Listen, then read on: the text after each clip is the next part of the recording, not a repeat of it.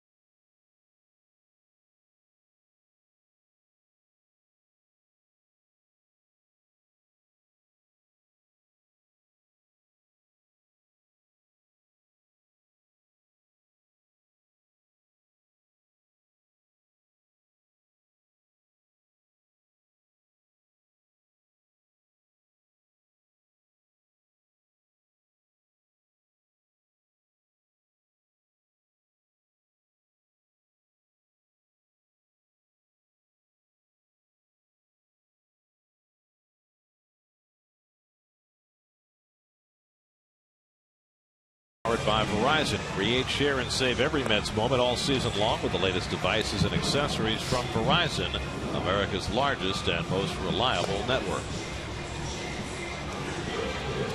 Irvin Santana taking the field for his 30th start of the season. And here is the Geico Mets starting lineup that he will be facing this afternoon. Matt Dendecker gets the start in left field, and he'll lead off today.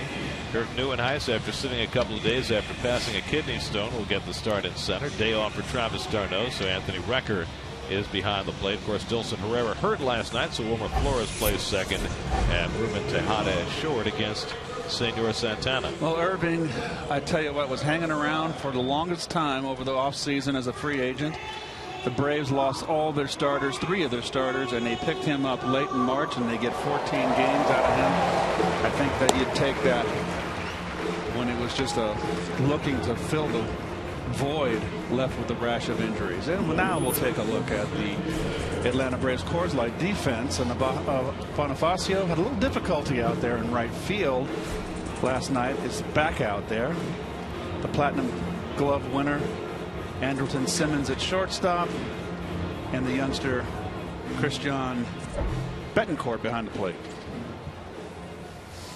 Matt Dendecker will lead things off. Dendecker hitting leadoff for the 8th time this year, 1 for 3 in this series. He's had 131 big league at bats this year. And Santana's first pitch is on the inside corner, and we're underway on a bright and beautiful Sunday afternoon in Atlanta. Temperature just a bit above 80 degrees. A few high puffy clouds. Just a perfect day for baseball. Wilmer Flores on deck, then Daniel Murphy. And Dendecker rips one down the line. He's got himself an extra base hit to start the afternoon. Sticks in the corner. Bonifacio picks it up, and Dendecker will settle for a leadoff double. Well, that's the short, quick stroke that we saw when he got called up. And his play has been sporadic. It's hard to keep a groove, but I love it when he stays nice and compact. He's a table setter, a guy I like at the top of the order. Runs well, very nice, right to the ball, no wasted movement. So Dendecker's 8th double of the year gets the Mets started. Now Wilmer Flores will step in. Flores 2 for 9 in this series, riding a 7-game hitting streak, 10 RBIs in those 7 games. And bounces the first one foul. Flores getting back to playing second base now. Dilson Herrera has not been declared out for the rest of the year, but you'd have to guess that it's a real long shot that he's going to play again. He's not going to play. Now the option was to move Murphy back to second base, which has been his position all year, and maybe play Flores at third or Eric Campbell at third, as Flores chases the slider, and it's 0-2. But the decision was made to leave Murphy where he is and let Flores play some second, which is probably his best position. And we talked in the open about the Mets having a chance to finish in second place, and you can say, okay, a distant second, but nonetheless, second place. You put your best defense out there with Tejada in the ball game. Flores lays off that slider, and it's 1-2. The Mets are facing Santana for the 4th time. He made his Braves debut against the Mets. You look at Dilson Herrera. Was back on April 9th. He threw 8 scoreless innings against the Mets here in Atlanta. Game the Braves almost blew. The Mets got 3 in the 9th in that game. He also pitched another gem against the Mets a little bit later on, and then the Mets finally got to him. His last start against them right before the All-Star break. Down the right field line, Bonifacio drifts over into foul ground to make the catch. Dendecker tagging, trying for third, and the throw is cut off. Looked like they had a shot at Dendecker. Wow. But Simmons cut off the throw. I don't know what Simmons is thinking of. I've just seen a Brave team that really has been playing with their heads in the clouds. This is a strong arm. Bonifacio showed a strong arm last night when he threw out Granderson at the plate on a base hit to right field. Would Simmons have thought that that throw was a little bit offline? It's the only rationale I can think of for cutting it off. With no intent to throw, I guess he felt the runner was going to be safe. So the Mets have a runner at third with 1 out. The Braves will play the infield back. Daniel Murphy will try and get the run in. And Murph grounds one to the right side, and that'll be good enough to get Dendecker home with the game's first run. So Dendecker doubles, Flores gets him over, Murphy gets him in, and the Mets have a 1-0 lead. Come on, Jack. 55th run batted in for Daniel Murphy.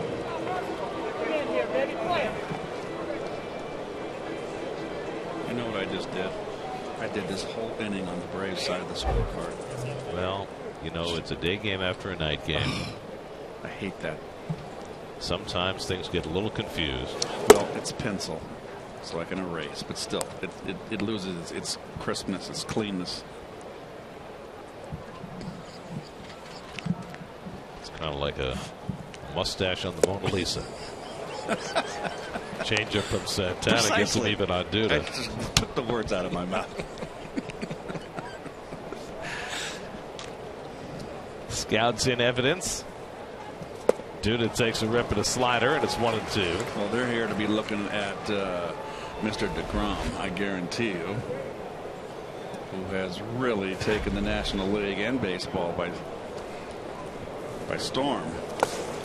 And Duda goes down swinging, so Santana has his first strikeout, but the Mets strike first. And they hand Jacob DeGrom a 1-0 lead as we go to the bottom of the first in Atlanta.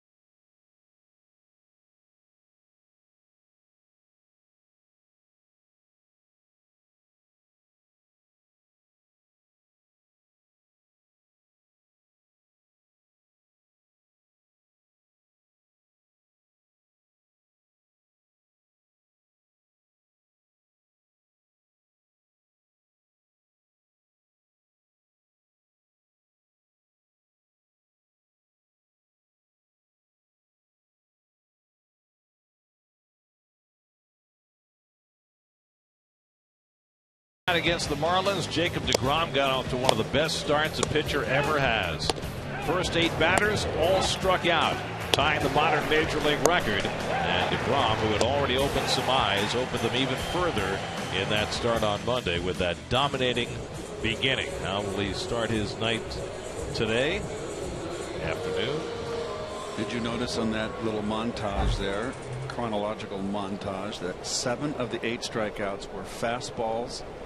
3 were called third strikes. This man's not afraid to throw the cheddar cheese. Billy Bonifacio leads off for the Braves, filling in right field with Jason Hayward's thumb not ready to play. And DeGrom's first fastball is in for a strike.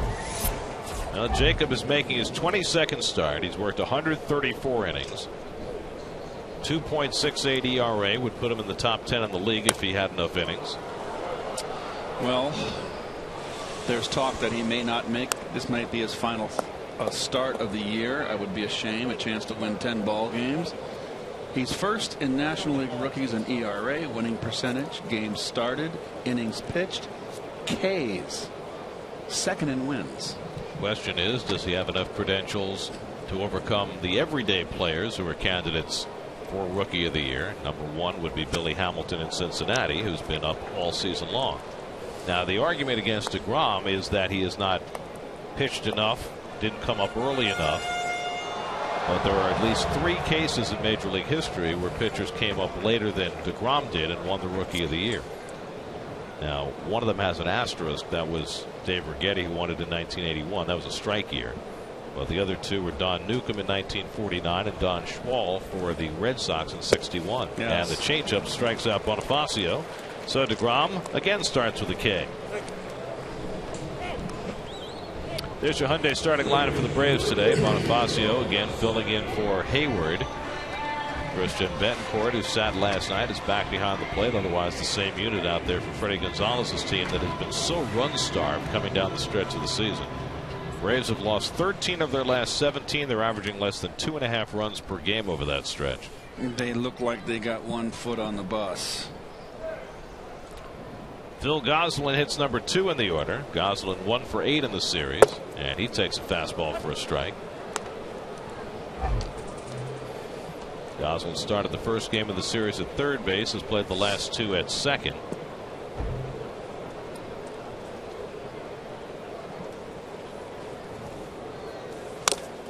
Just coming right after him, getting ahead with the fastball.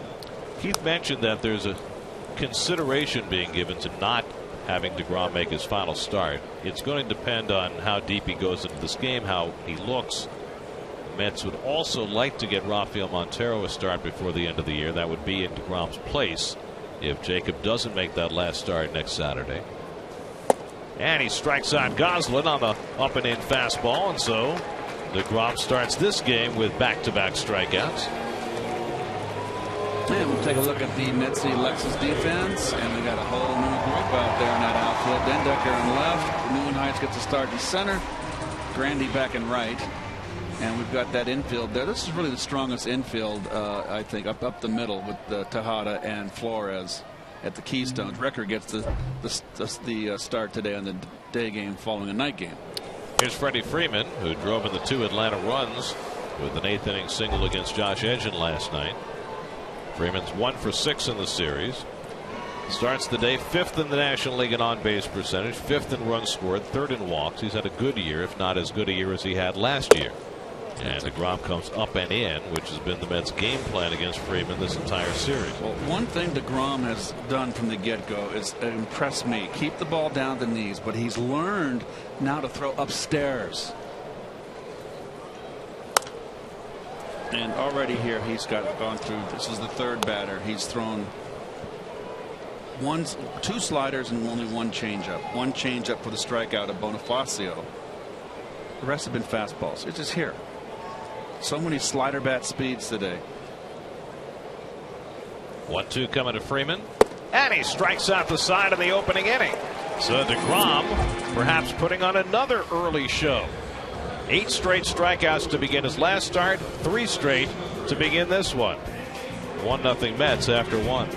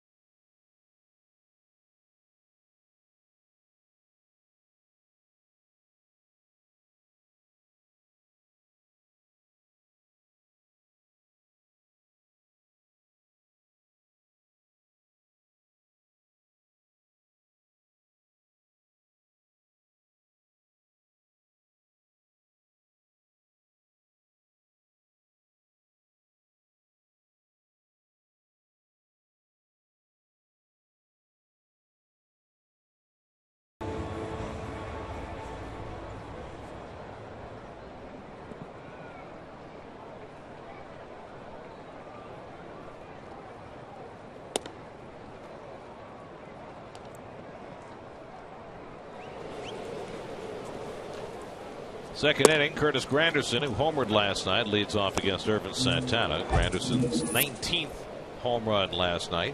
Last 3 games, 3 or 4 games, Curtis has used left center field. Got a couple hits over the shortstop's head. That is something that he's going to have to get back to. And Santana falls behind him 3-1. Granderson with 2 doubles in the series, both went to left center. Kirk Neuenheis on deck, then Anthony Recker for the Mets in the second. Granderson has 5 career home runs against Santana. He drills that one into right field, and he's got a leadoff hit. So the Mets got a leadoff double from Dendecker in the first. He came around to score. Now a leadoff single from Granderson in the second. Fastball down the pipe. Nice hitting. they give you a pitch to hit like that and it's a fastball, you certainly don't want to take that, especially 2-0. I'm tired of that. Now it's Kirk Neuenhuis getting the start in center field tonight. This is the 20th game that Kirk Neuenhuis has started for the Mets this year. In the first 19, the Mets have won 16 and lost 3. Make of that what you will. Yes. Well, you're not going to get hurt defensively with Kirk in there. Kirk has had a painful last couple of days. He passed a kidney stone, and it's an experience I've never had, but I hear there are a few things that are more painful. My brother went through that and said it was the most painful thing he ever went through. I fortunately, knock on wood, have not had that issue yet. So the kidney stones in this series are all even at 1-1. Yes. Evan Gattis for the Braves just had the same issue, and Neuenhuis, so pain to be shared all around. Anthony Recker waits on deck.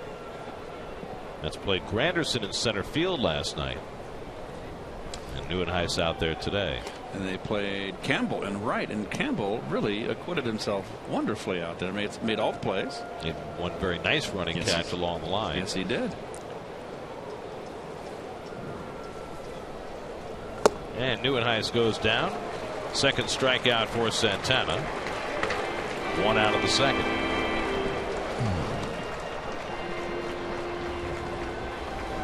This is a hanger. He just missed it. Sometimes that happens. You miss that.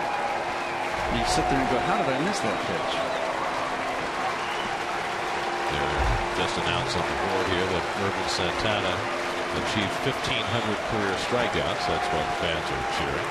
Well, Santana has won 119 games in his career. This is his 295th start. Big league start. 1,500 is a nice number, but it's not what it used to be, because strikeouts are so much more prevalent in the game than they ever have been. I don't pay attention to the strikeouts anymore as far as the pitchers are concerned, because the hitters, they're strikeout machines. Anthony Recker getting his first start since last Sunday against Washington. He went 1 for 3 in that game. He had homered in each of his 3 previous starts. Anthony with 7 home runs for the year and 161 at bats. There's the lifetime mark for Santana, who was out on the free agent market all winter after a nice year in Kansas City last year, but he was one of those guys who required compensation if a team signed him to a free agent deal, and it wasn't signed till March the 12th, when the Braves had an absolute need, having lost both Brandon Beachy and Chris Medlin during spring training to Tommy John surgery.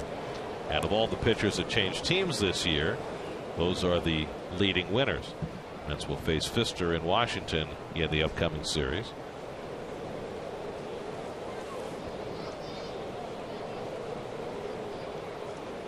Two and one to Recker. Travis d'Arnaud getting the day off today. The last time the Mets faced Santana, it was a 1-1 game into the 7th, and then d'Arnaud hit a 3-run homer against Santana that gave the Mets the win. Santana uncharacteristically falling behind hitters early in this game. 3-1 to Recker, and he lines one into right center for a base hit. Granderson takes the turn, heads for third, and he'll make it without a throw. So Anthony Recker with an opposite field hit, and the Mets have first and third and 1 out.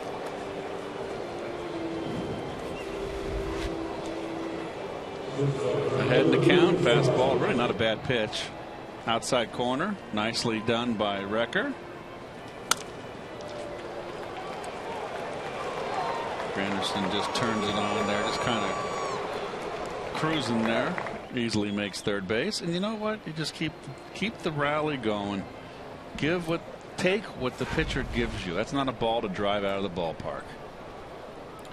So an RBI opportunity for Ruben Tejada, and Ruben will get a chance to play this last week of the season with the injury to Herrera.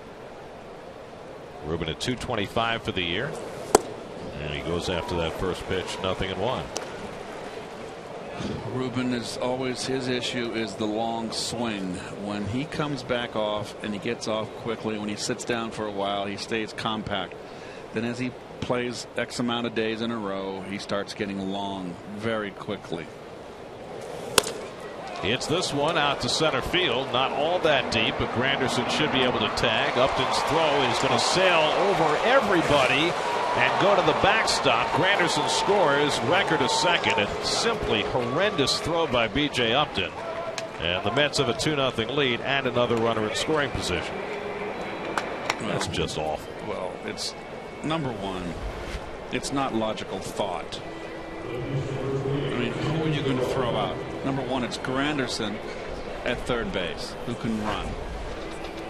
So what becomes most critical now is the back runner, Recker. So you can make the throw home, but hit the cutoff man. That's just that's what we've seen from this team actually for the second half of the season. A lot of really thoughtless play. So now it's DeGrom, and he fouls one down the left field line. DeGrom with 10 hits this year, hitting a .227, just one run batted in. And he's got a runner in scoring position here with 2 out. And Den Decker would be next. So Tejada with the sac fly. Ruben now 10 for 18, getting a runner in from third. And the fastball for a strike. 0-2. And you've got to pitch DeGrom carefully. He swings a good bat.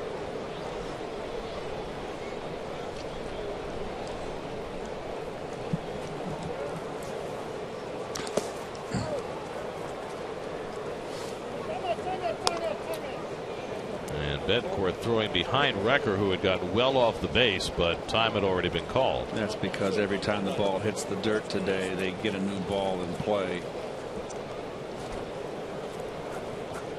Recker was halfway to third base on that ball in the dirt. Can't have any scuffed balls. Everything's got to be crystal clean. The part that confuses me is that the pitchers will take a scuffed ball and throw it out of play. You would think that that works to their advantage. You would think that you would want scuffs on the ball.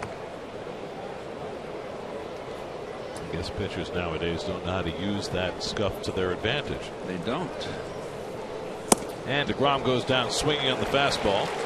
So 2 strikeouts in the inning for Santana, but the Mets get a run and lead 2-0 in the second.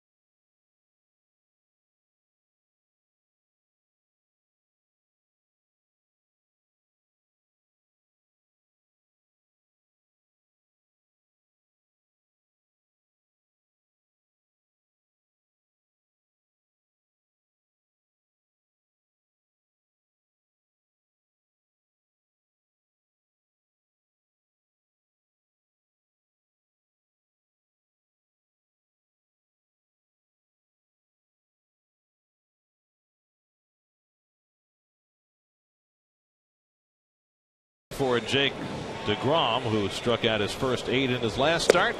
He's already 3 out of 8 the way in this game. Now 2 of the 3 strikeouts with changeups and slider, secondary pitches. Don't be fooled by that. He threw 95% fastballs. They'll get Justin Upton, Chris Johnson, and Andrelton Simmons in the second. Well, if this is going to be DeGrom's last start, it would appear that he is trying to go out with a bang. I'd have to go lobby if I'm Jacob. I'd have to go lobby Terry or Sandy. Justin Upton 1 for 8 in the series, and he goes after first pitch and misses. 0-1.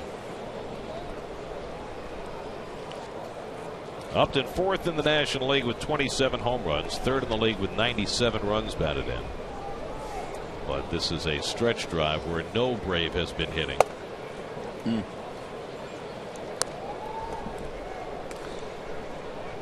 Well, it's epidemic. They have not been scoring runs for quite some time. They've been awful. They're going back inside right where he doesn't like it.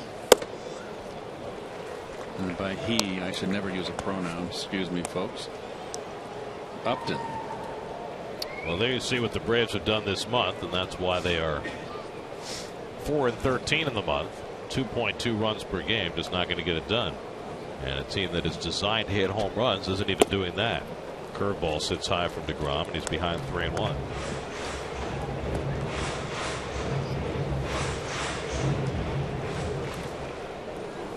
DeGrom made his major league debut in May and started out with a bang with a great start against the Yankees. Lost the game because he hooked up against Tanaka.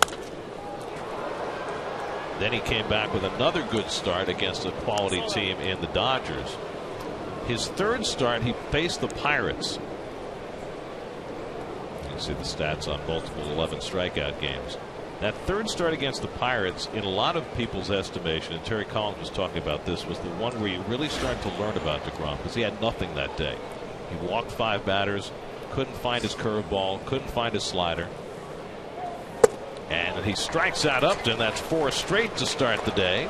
And here we go again. All fastballs.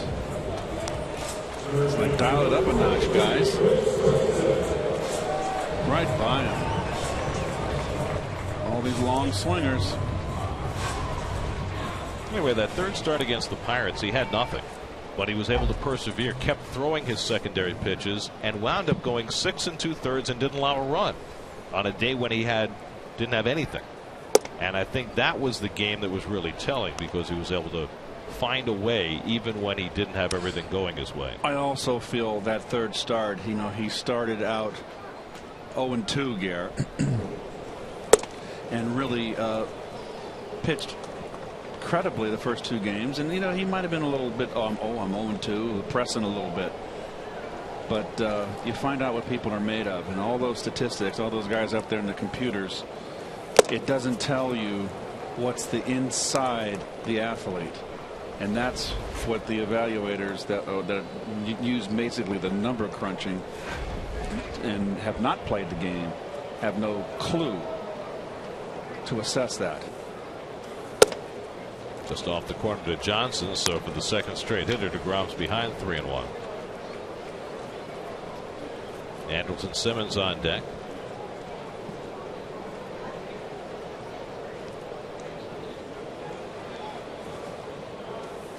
And Johnson flies one down the line. Granderson a long run and beyond his reach. No play. Well, DeGrom's got very long arms, long legs, tall, lanky, pushes off.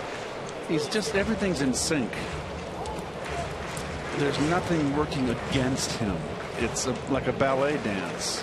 It's really a beautiful thing to watch, where the pitcher has a very I can't think of the right word, just a beautiful motion.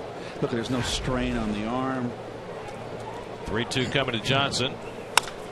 Out to right field. Granderson is there. And the first non-strikeout of the day for DeGrom. So he struck out 8 in a row to start his last start. He strikes out 4 in a row today, and that is clipped by the fly ball out. Well, I think it's important to note, Garrett, that Tom Seaver has the 10 straight strikeouts against the Padres. Major league record. But he never had more than 5 consecutive strikeouts in any of his other starts as a Met. That's amazing, isn't it? Yeah. So 2 out and nobody on. Now Andrelton Simmons, who's 4 for 8 in this series. Simmons, who had really struggled since the All-Star break, all of a sudden swinging the bat a little bit better. Seemed to tweak his ankle when he crossed first base his last time up in the 9th inning yesterday, but right back out there today. I think he's just playing with a little bit of a tender ankle. Hit the bag wrong. Well, Simmons has had his way with Met pitching here at Turner Field this season. 370 batting average in the 20 games against the Mets. At Turner Field, yes. So he's this year 429, excuse me. 0-2 from DeGrom, and the slider off the plate. 1 and 2. But I have to say it's a disappointing year Andrelton Simmons has had. His batting average in the 240s. 7 home runs this year, 17 last year. And he fouls off the slider.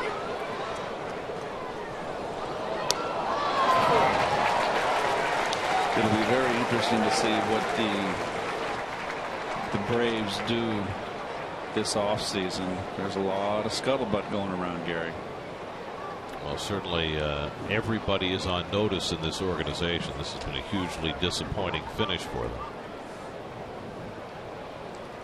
1-2 coming to Simmons, and the curveball fouled off. Gave that changeup away, slowed down his arm motion. Can't do that, but he doesn't throw it hard at all. Really, it's his 3rd pitch. So that shows me it's still a work in progress.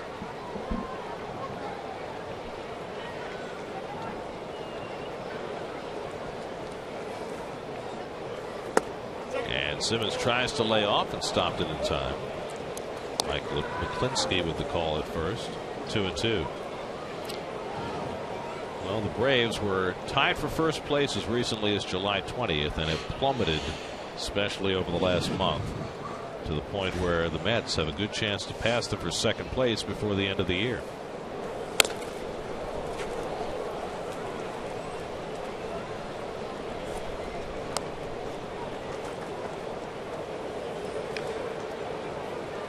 Seen DeGrom throw harder in other starts. I'm going to keep an eye on his fastball. Sometimes you go out there and you don't have the fastball, your normal fastball. It's just a funny game. Once every 5th day, anything goes. Simmons takes strike 3 called. Fastball on the outside corner. 5 strikeouts in the first 2 innings for Jacob DeGrom. Off to another fast start. Mets with a 2-0 lead.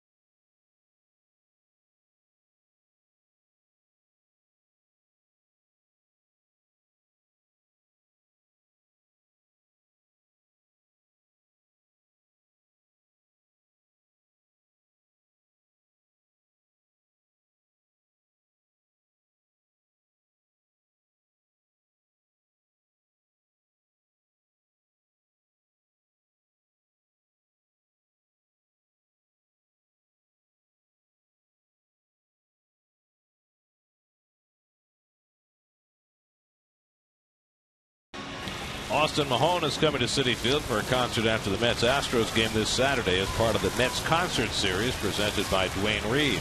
Catch Austin Mahone live in concert September 27th. For tickets, visit Mets.com/concerts. For those children would probably have a great time at the Austin Mahone concert. Well, got a day game on the last day of the season, Garrett. Just going to be me and you the final weekend. No Kevin, no Ronnie. We're going to have to close it out. Put a bow on it. Well, whatever we're going to do. Seal the deal. Get the save. Kevin, of course. Close the game. Gone forever. Forever? Like into the ether? Ronnie will be doing his weekend stint with Turner, and of course Kevin with Fox and football.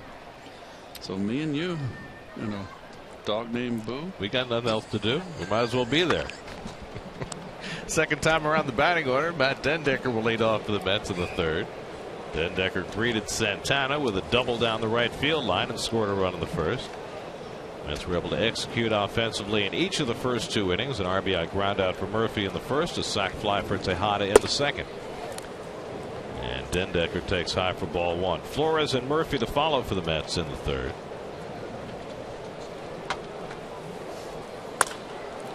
And Matt lifts this one to left. Justin Upton battling the sun and stays with it. One out.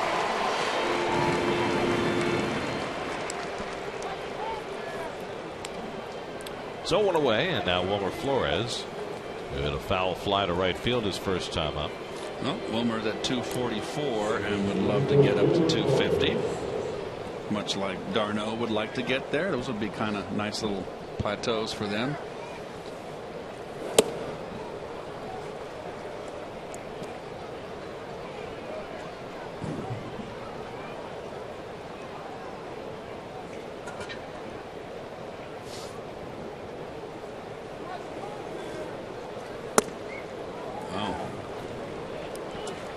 Santana a little concerned about that last call, asking Andy Fletcher where it was. This has been a crew here that has had a tight strike zone.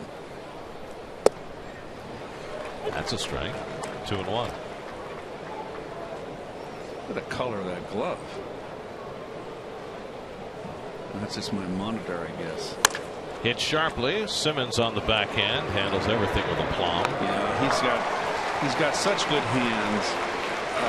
Very adept and fearless when you're confident with his backhand. That's a lot of guys get tense and nervous. Look at him, loose as a goose. Piece of cake. You smell those burgers? I do. Are you hungry? Just smelling the burgers making me hungry. Throw that ball down toward the. I'm going to hold off. Down toward the heel of the glove. Here's Murphy, who drove in a run with a ground out his first time up. And he flies this one to shallow center. And B.J. Upton circles in. Side retired.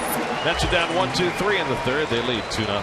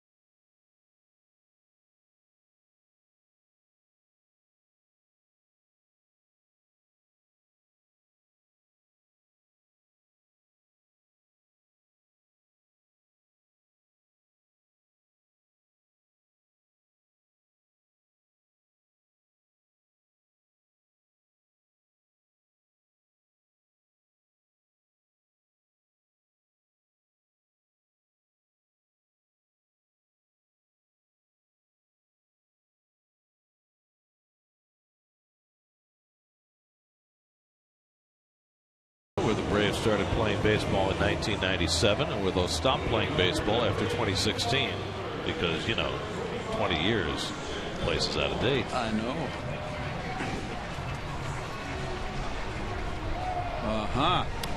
The Verizon trivia question for today: who were the 3 winning pitchers for the Mets in the 1969 League Championship Series? Ponder that.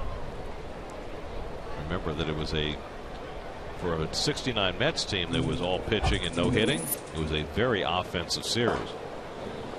Christian Betancourt leads off in the 3rd against Jacob DeGrom, and he did not go around in the half swing. 1-0. George Stone made an appearance in that series, did he not? Not as a starter. Everybody appeared in this series because, again, the first 2 games were what, 10-6, 9-5, something like that.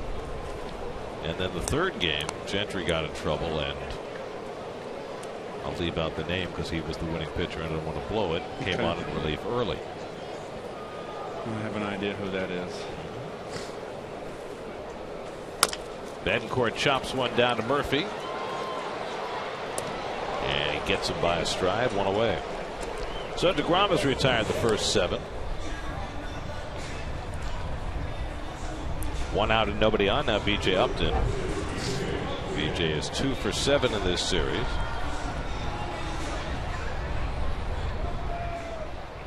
Don Cardwell was a starter in that rotation, correct? He was the 5th starter for most of the year. Don Cardwell was a doggone good pitcher, had a nice career. He was an older pitcher on that very young staff with Seaver and Koosman and Gentry. Good Murph. Look at that microphone. Great Bob Murphy on the left. Channel 9. With Hank Aaron and Tom Seaver. Pre-game interviews. Can you imagine these days, postseason game, guys just hanging around on the field, doing pre-game interviews like that? That's great stuff. It is.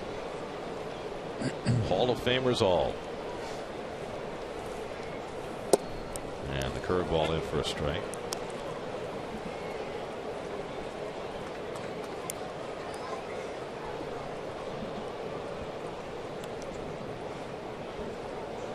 DeGrom has already struck out 5 of the first 7 batters. Make it 6 of 8. He takes care of B.J. Upton. 2 out in the 3rd.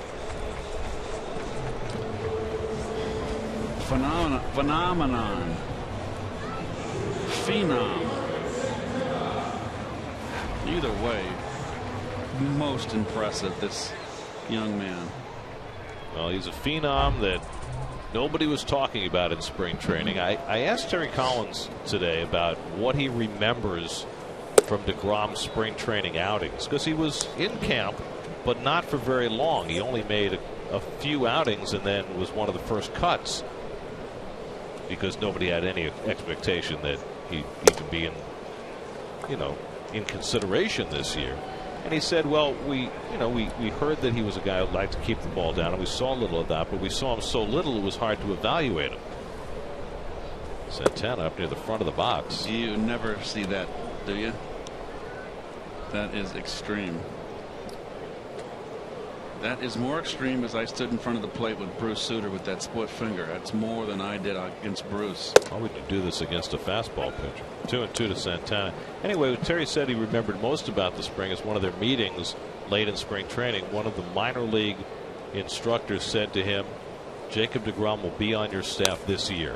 And everybody kind of chuckled, but he was that good. And after he got sent back to the minor league camp, he continued to pitch extremely well. And it only took a month and a half into the season, and he was here. And he had an injury, of course, that opened the door for him, and he has not. He walked right in. He was supposed to be pitching in relief, but Dylan G got hurt. DeGrom stepped into the rotation, and he's not given back that spot anytime over the next decade or so.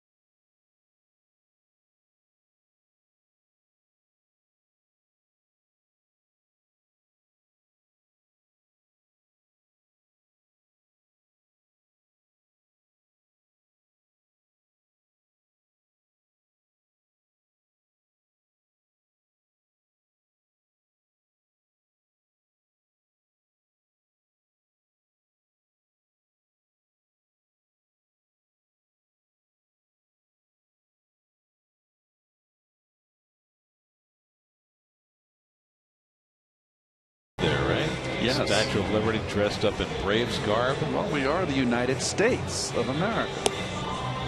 But Lady Liberty, she's ours. Okay.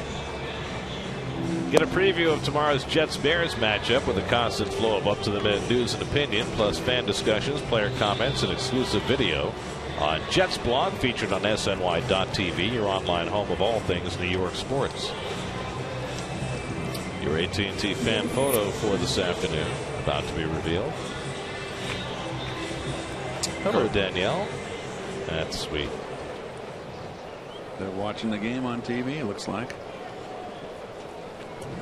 It's got her own personal fan to stay cool on an 80-degree afternoon. Lucas Duda leads off in the 4th inning. Duda did not look good striking out against Santana his first time up. He's been taking a lot of fastballs again, kind of going back into that old. I won't say indecisive. It's what he wants to do. I'd much rather have him aggressive.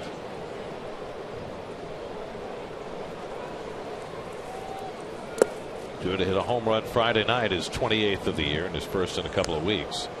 See what he's done now over these last 3.5, 4 weeks. Now I know what the thinking behind it is, that he's had trouble with the changeup. Skies this one a mile high. Upton battling the sun and catches it off to the side for the out. You know, he went through a period after that hot streak where the changeups were giving him trouble, so he was out in front, going back to fishing for breaking balls. So you want to bring the ball back further, and then there's a fine line between becoming too tentative, bringing that ball back and waiting, and losing the aggressiveness. Those are things you work on in BP. You have to forget about BP. That's where you work on things. In the cage, on the field, in batting practice. You go in a game, you forget all that, and you have your plan to go up the middle with aggressive intentions. Santana falls behind Granderson 2-0. Curtis had a base hit to right field and scored a run in the second. Mets got a run in each of the first 2 innings against Santana. And the way DeGrom is going early in this game, it's looking like it might be more than enough. Of course, that's where DeGrom was in his last start. Pitched brilliantly into the 7th and then had a bobble. Gave up 3 in the 7th and wound up with a no decision. Well, Granderson takes a strike. It seems like with all the pitch counts and the kids coming up and being very, what would be the word here? Mothered on the way up. Nurtured. That's a better word. Leave it to you to find the better word. Thank you. That they seem the 7th inning is where they hit the wall. There's ball 4. Granderson's on with a 1-out walk. First one given up by Santana. Nice had a hard time getting through the 7th. So did G at one point.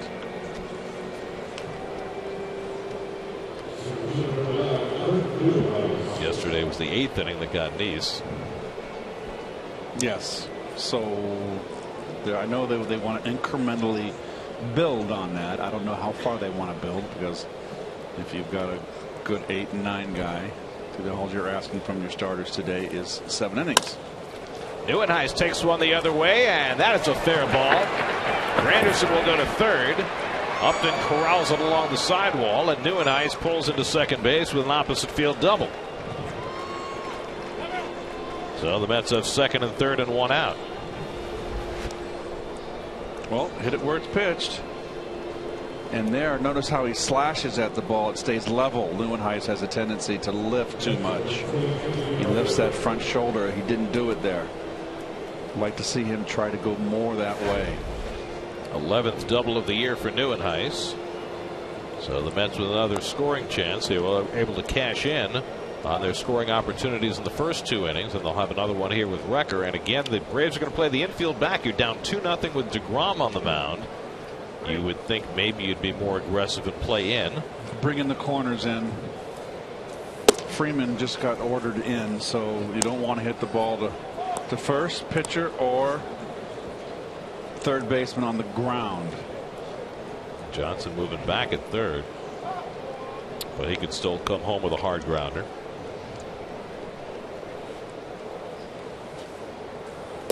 And that kicks away from Betancourt. Here comes Granderson. Wow. And he will score standing up. 3-0 New York. Was that a cross-up? That looked very peculiar. There's no conversation. Oh, that's just box. He mishandled it. That's just box it and send me a dozen. So that, I'm sure, will be a pass ball charge to Betancourt, allowing the run to score and moving Neuenhuis to third. Now the infield will come in with the Mets up 3-0. And Recker with a chance to get yet another run home. We see a lot of mental lapses in these day games early, don't we? Yes, we do. I wonder why. I'll tell you why. You want me to tell you why? Tell me. Well, it used to be that in this 162 game schedule over 180 days, that players got a little boost in day games. Recker lifts one to center field. Tagging at third is Neuenhuis. Upton makes the catch. Neuenhuis coming home. Another horrible throw by B.J. Upton. And the Mets have a 4-0 lead. And B.J. starts to hear it from his normally sedate Atlanta crowd. Well, that is two just dreadful throws by Upton. I'll say.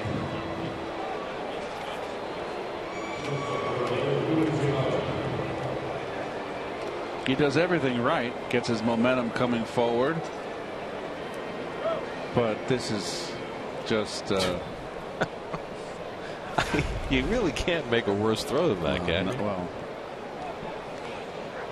So the Mets have 2 runs here in the fourth. The Mets have scored 4 runs. They have not had an RBI hit. Tejada hits one deep to left field. Justin Upton back near the wall. It's out of here. Ruben Tejada takes one deep. Tejada's 4th home run of the year, and the Mets now with a 5-0 lead. Now they've got an RBI hit.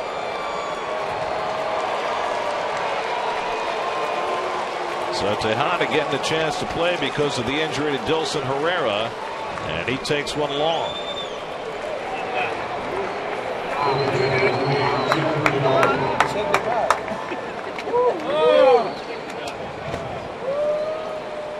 Well, get the towels out, and it'll also get the Mets closer to being a half game behind the Braves for second place. Let's see the pitch. Fastball up and in. Too much plate. Very nice, Ruben. DeGrom struck out his first time up. He hits one toward the middle of the diamond. Goslin on the backhand, and he gets DeGrom to end the inning. But the Mets put up a 3 spot in the fourth, capped off by Tejada's home run. 5-0 New York in the fourth.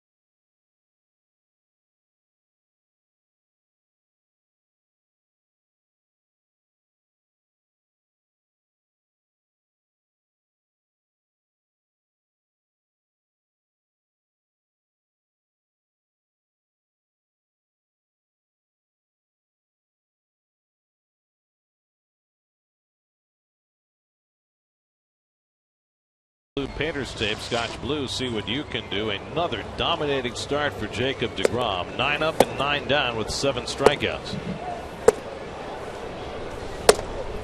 I'm just watching. I'll make my comment after I watch all this thing. Now, what's interesting is, again, a lot of the strikeouts were with the breaking ball. And it's because he's gotten ahead of the count with his fastball.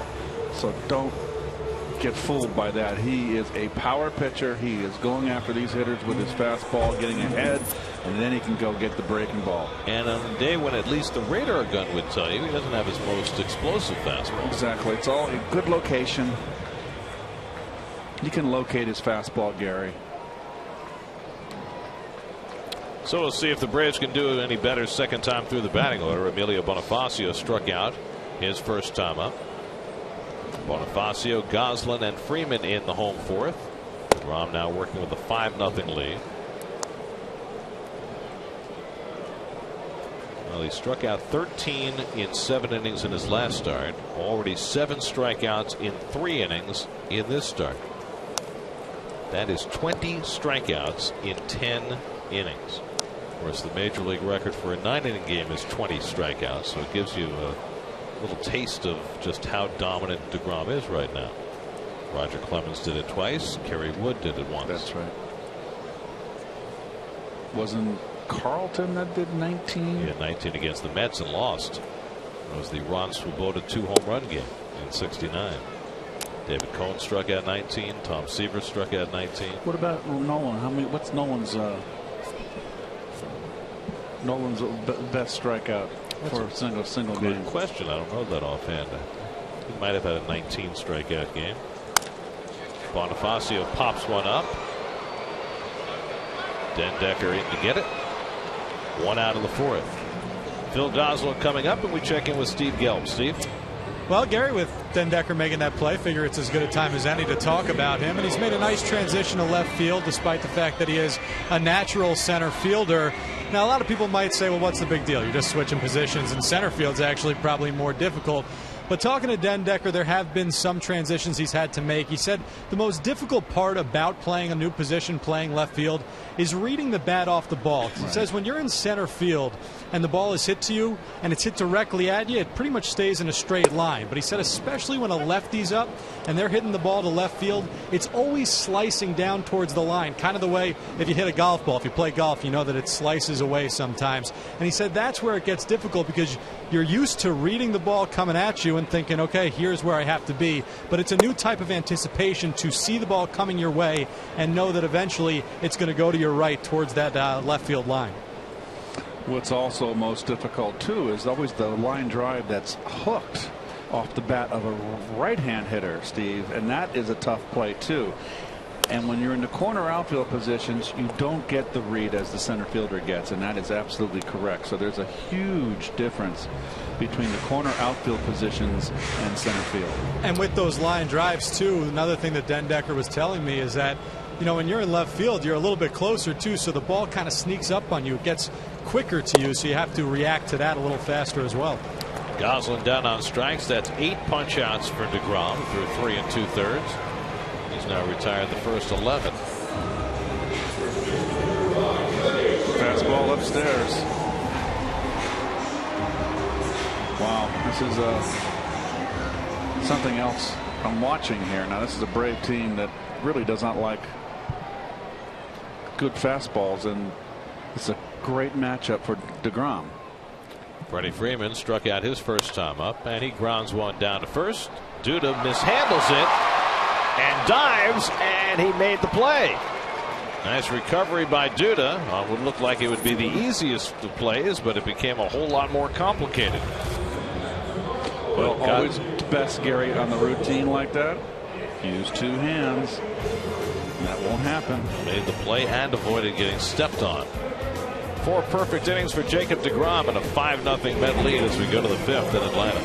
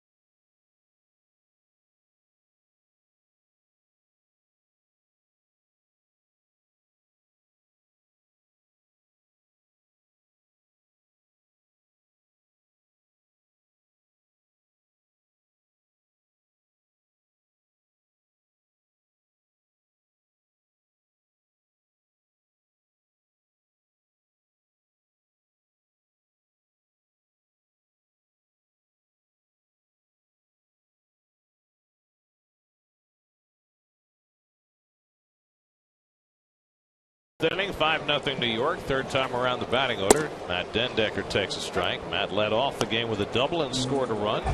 Flied out in his second at bat. Dendecker, Flores, and Murphy against Irvin Santana, who is having the roughest outing of the 4 he's made against the Mets this year. Santana gave up virtually nothing his first 2 starts against the Mets, and was pitching a fine game the third outing before d'Arnaud got him late.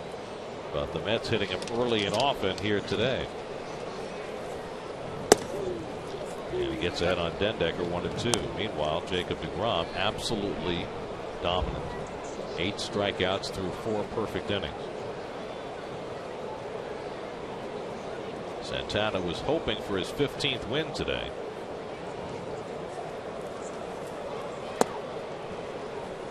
And he misses with a slider. 2-2.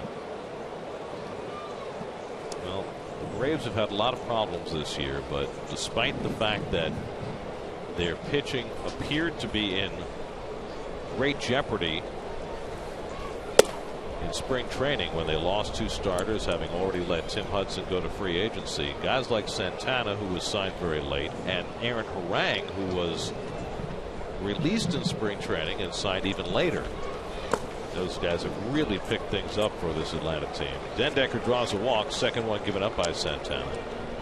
You would have thought, based on what the Braves had coming back this year, that if they were going to have a problem starting pitching would be it, but it hasn't been.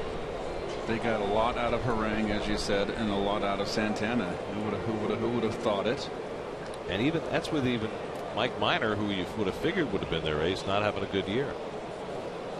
But Alex Wood stepped up and pitched well. And they had Gavin Floyd on the shelf too. Right, that's true. Floyd only pitched very briefly for the Braves this year, came back, got hurt again. So Roger McDowell has had quite a task this year, patching together a staff that's 3rd in the National League in staff ERA. I like the other left-hander they have with the funky motion. Alex Wood. I like him. And I like him because of his motion. I think he's got a chance to be a good one. A herky-jerky motion, something you don't see. Everybody's motion now is like spit out of a computer. I like the guys that trend away from the norm. Chris Sale. So, but this guy, Alex Wood, just has a motion out of, and like, where did he get that? He would be nothing but trouble for me. Picking up the ball off of the way he throws.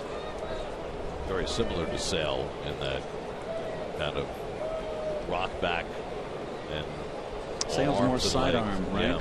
Sale is more sidearm, and Wood is more herky jerky. Well, it's interesting as you look ahead with Atlanta to next year. You got 2 guys coming off Tommy John surgery with Beachy and Medlin. How much will they be able to count on them? A guy like Santana, who was signed to a 1-year deal, will they re-sign him? On the infield, and Goslin calls, and Flores retired, one away. Get Citi Field Friday for Free Shirt Friday when the Mets take on the Astros at 7:10. All fans in attendance will receive a Mets t-shirt courtesy of Caesars.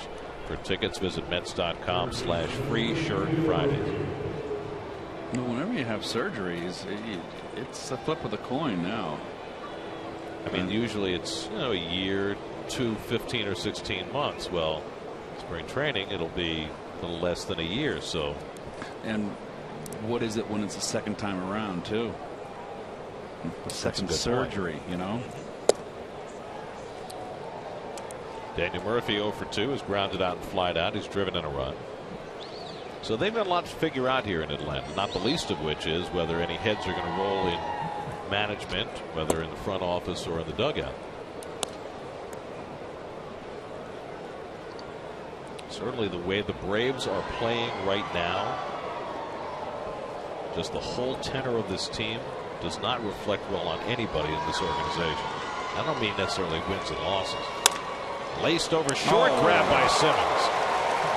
Bullet off the bat of Murphy for the second out. Well, Murph's hit some balls hard right at people in this series. His 4 for 5 night ended with a line drive at the second baseman, and this is perfect.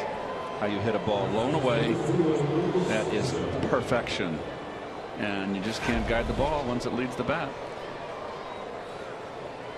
So 2 out. Den Decker still at first, and now Duda, who struck out, flied out, 0 for 2.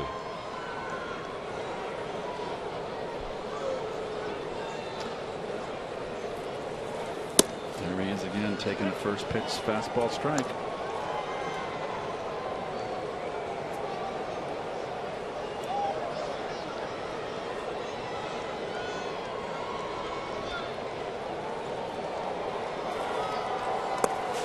Bencourt knocks that one down. Ball and a strike. He spiked this one. Betancourt's a little gangly back there, isn't he not? Is he not, Gary? It's not real quick. One thing he does have going for him, though, is a cannon arm. He's just a real tougher catcher. He's very tall, very long-legged, and I don't see a whole lot of quickness back there.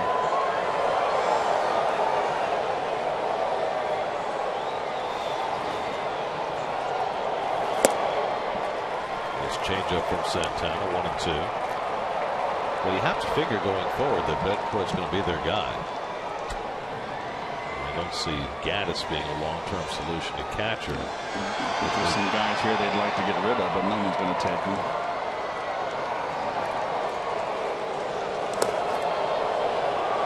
Gaddis, though, is an interesting guy because he's done most of the catching this year. They obviously would prefer to have more of a defensive-minded catcher. But you'd love to have his bat in the lineup. You can't put him at first base. You got Freeman there. Well, they played him some in the outfield in the past, but they'd have to clear a spot in the outfield. And the question is, are they willing to do that? Or able to do that? Duda breaks his bat and hits it past Goslin into right field. Den Decker doesn't stop coming around second. He'll go first to third. So a broken bat single for Duda, and the Mets have runners at the corners with 2 out. I like our young players, and I mean Den Decker, the guys with speed, Lagares, Den Decker at the top of the order. I like the speed at the top, the table setters.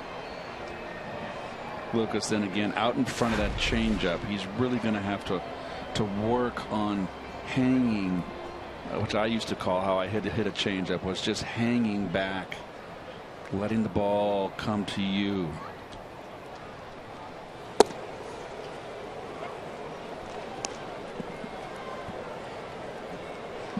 Curtis Granderson having another good day. A single and a walk. He scored 2 runs.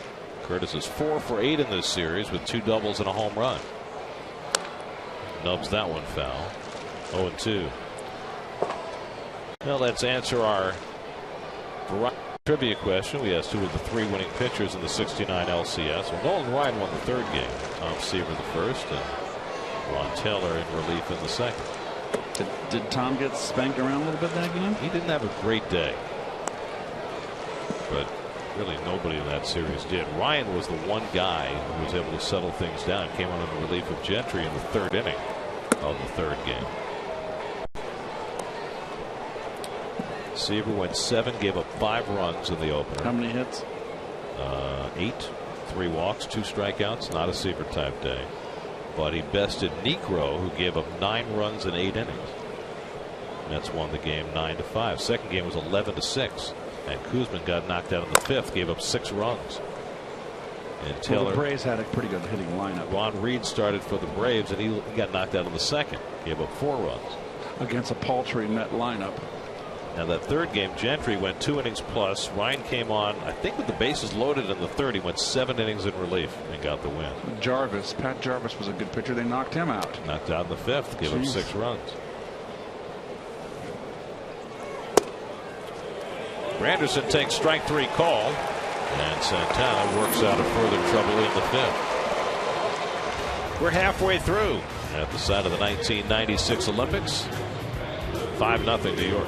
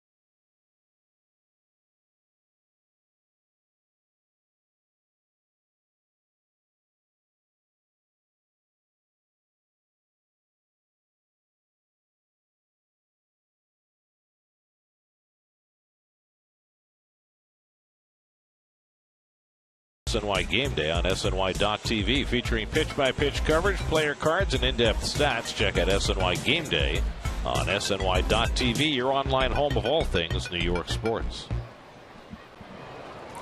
Jacob DeGrom, 4 perfect innings, 8 strikeouts. Will take on Justin Upton to start the home 5th. Upton struck out his first time up.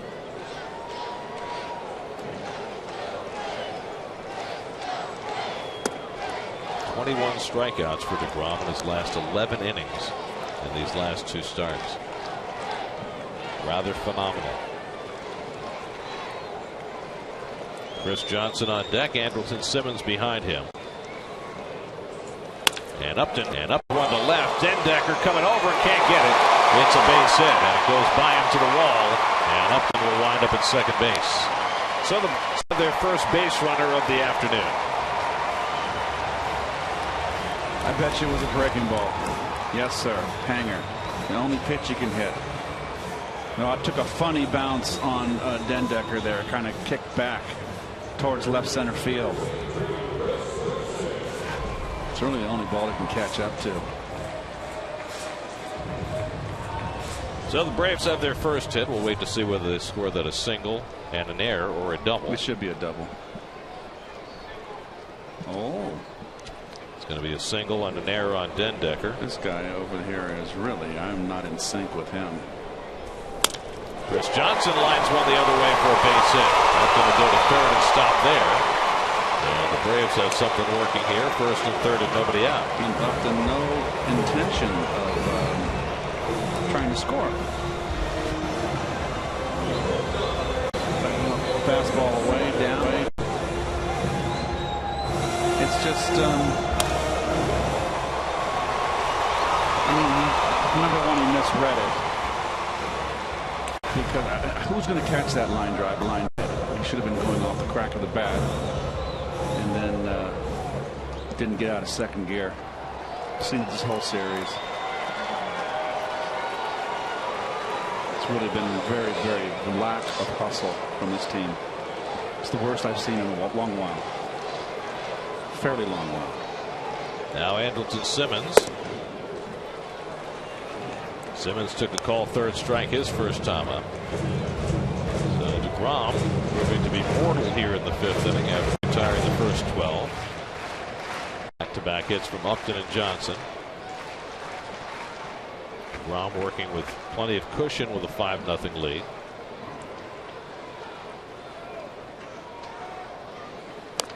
And Simmons tops one foul. 1-1.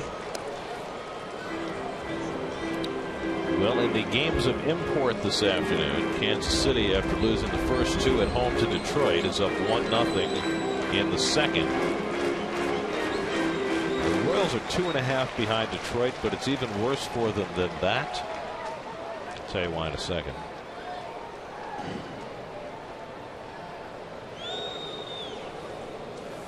The Royals tomorrow go to Cleveland. And before they play their regular game, they've got to finish a suspended game that they're trailing 4-2 in the 10th inning. So that, more than likely is another loss looming before them tomorrow. So they've got to win today if they want to have any designs on winning that division. 2-1 coming to Simmons, and he pops one foul back this way. 2-2. Well, started that series a half game behind, but 2 losses later, they're 2.5 back. They're still in the second wild card spot. Yeah, but just a half game in front of Seattle. Oakland, Kansas City, and Seattle. One of them's going to be out of it. All of them lost yesterday.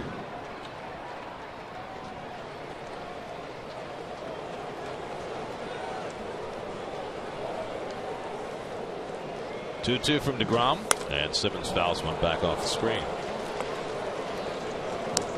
Oakland got shut out by Jerome Williams and the Phillies. Williams set a quirky major league record in that game. He had pitched earlier in the year for Houston and for Texas, and he beat Oakland as an Astro, he beat Oakland as a Ranger, and last night he beat Oakland as a Philly. First player in modern major league history to beat one team 3 times for 3 different teams in the season. 2-2. Double play ball if they hurry, but it's booted by Tejada. Everybody's safe. Upton scores, and the Braves are on the board. It's now 5-1.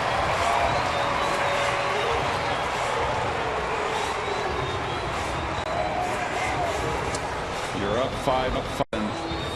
There's no reason to come in and catch this ball on the run and one-handed. Get the lead runner. A little more together with it. And he got a two-hand here. So he comes running in. Really, did he have an intention of getting the lead runner? You want to get the lead runner. So the ball's hit softly. Simmons runs well. Field it normally. Come in collected. And just get the lead runner to force out. Second error of the inning for the Mets after they had gone 5 straight games without an error. Should be an RBI for Simmons. Meanwhile, Betancourt stands in with first and second and nobody out. And he chases one out of the strike zone. 0-1. Bet grounded out to Murphy at third base.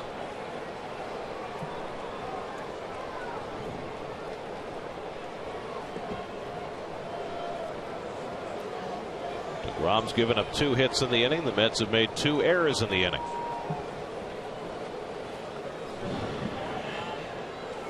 And Betancourt pulls one foul. 0-2.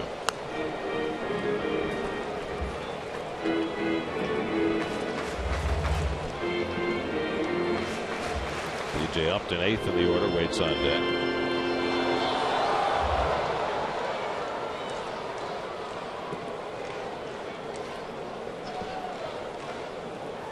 Johnson at second, Simmons at first. DeGrom ahead 0-2 on Betancourt. To the right side, Duda's only play is at first, and he gets the first out of the inning as the runners move up.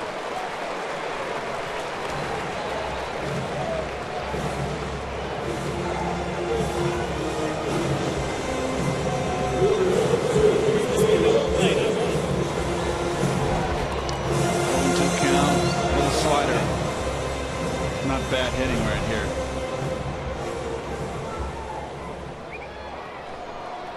So now 2 in scoring position for B.J. Upton. Joey Turdoslavich has come out on deck to bat for Santana. Braves trying to come back. They were down 5-0. It's 5-1, and they've got 2 in scoring position for Upton, who struck out his first time up. Infield back, of course, with a 4-run lead. And a good slider to start him off. 0-1. Upton that likes the ball down, middle, in. There's Turdoslavich, who pinch hit last night.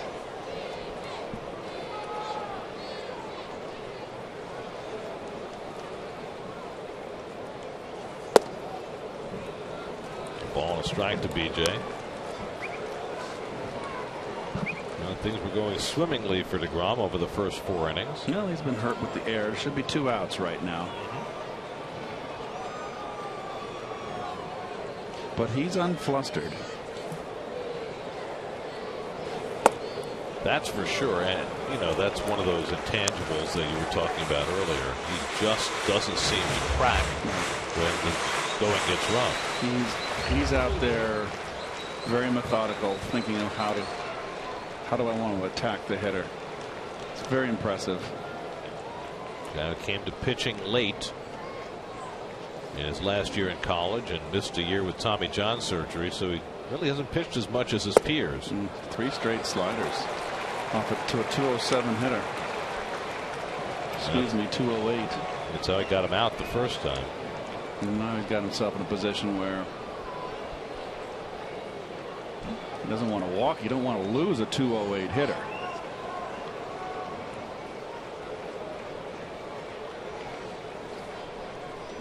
(3-1) to Upton, and that misses ball 4. So DeGrom issues his first walk of the day, and just like that, the tying run's going to come to bat for Atlanta. Dan Worthington will head to the mound before DeGrom faces the pinch hitter Turdoslavich. Well, I kind of question the 3 straight sliders to B.J. Upton, the light hitting B.J. Upton. has been on an incredible roll since that one bad outing he had in St. Louis. He's made that was in the middle of June. He's made 14 starts since then. 8-2 with a 1.93 ERA. Just spectacular.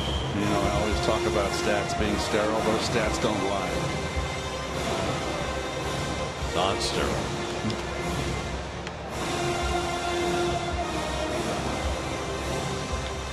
So a big batter coming up for DeGrom. Jardoslavich appeared as a pinch hitter last night. Had a base hit against John Neese in the 8th inning. That was as a right-hand batter. Now he'll bat left-handed. Jardoslavich spent most of the year in AAA this year. Double play in order.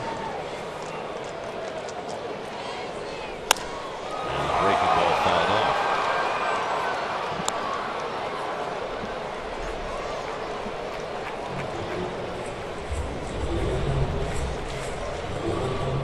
Bonifacio, the on-deck batter.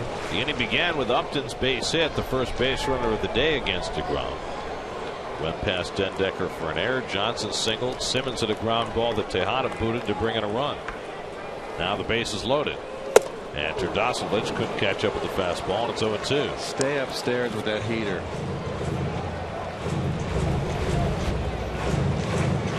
That had a lot of plate. Wanted it up and in.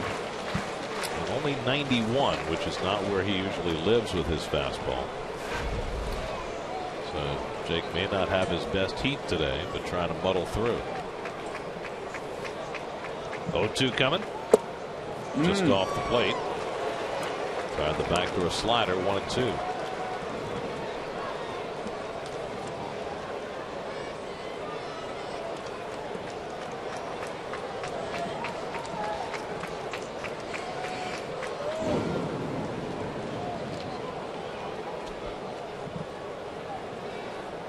That's it. Going right back in. Struck him out. DeGrom blew one by Jardoslavich, 94 miles an hour. That's as hard as he's thrown all day. Well, he wanted it in. It ran away. It's up. And Jardoslavich, pronounce that here. Jardoslavich cannot get the head out.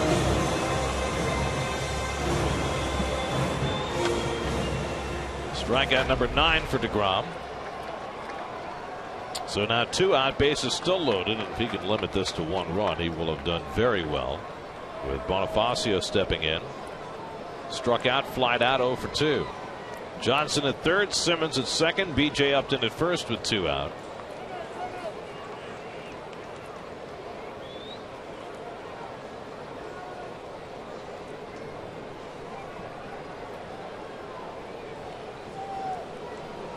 Pretty much straight up defensively.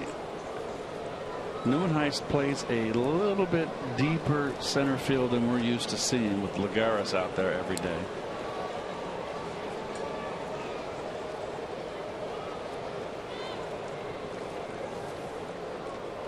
You got Duda playing deep at first base. Bonifacio, a guy who's known to drag a bunt. That's where the best benefit from DeGrom's athleticism on the mound. Deals his position extremely well. How did you field your position when you played? I was a very good fielder. Couldn't hit a lick. Couldn't hit a lick.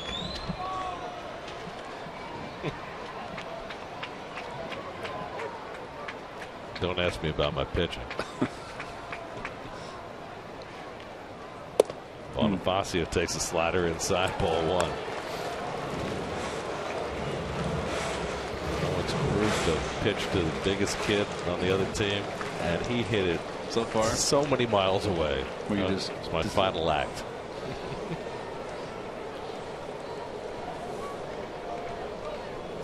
Uh-oh. 2-0. Got to come back here. Bases loaded.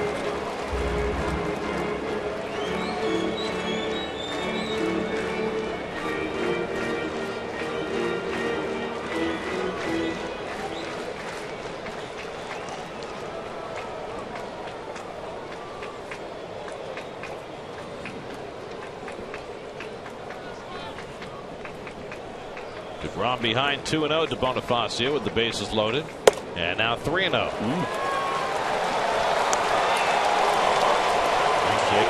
issued his first walk of the game to B.J. Upton in this inning.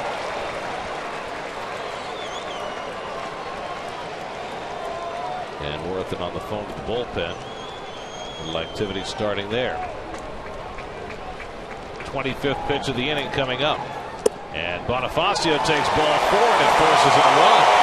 And now it's 5-2 New York.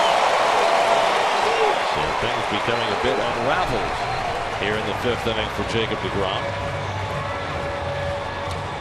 He needs an out. 2 hits, 2 errors, and now 2 walks have produced 2 runs. And Buddy Carlisle goes to work in the Mets bullpen. Well, he's got Goslin coming up, but he's gobbled up first 2 at bats, 2 Ks. So this is the man to get. You got Freddie Freeman looming on deck. Goslin the 8th man up in the inning.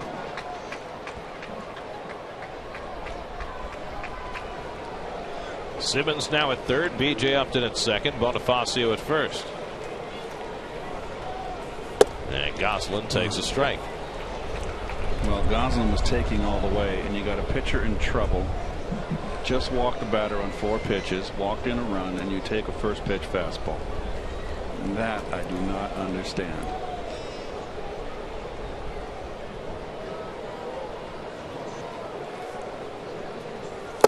And Goslin goes after the slider, and now it's 0-2.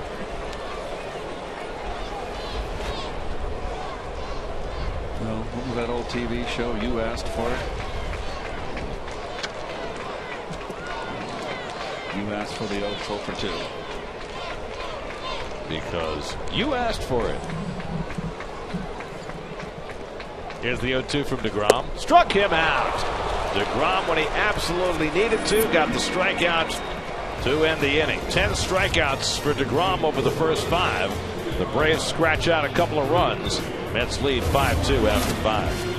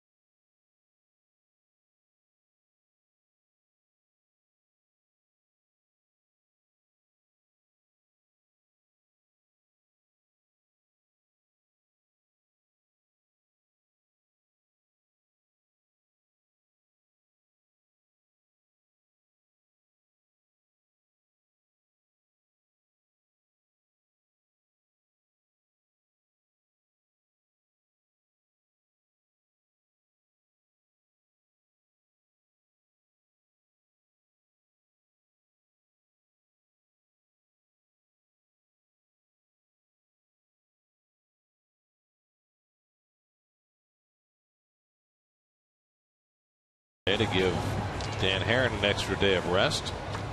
Juan Jaime comes on in relief for Atlanta as we go to the 6th inning. Pitched a inning last night's ball game. Went 1 inning, no runs, 1 hit. Came in the 5th inning, gave up a leadoff triple to d'Arnaud and left him stranded. Kurt Nieuwenhuis leads off for the Mets in the 6th. New York up 5-2. Nieuwenhuis an opposite field double his last time up.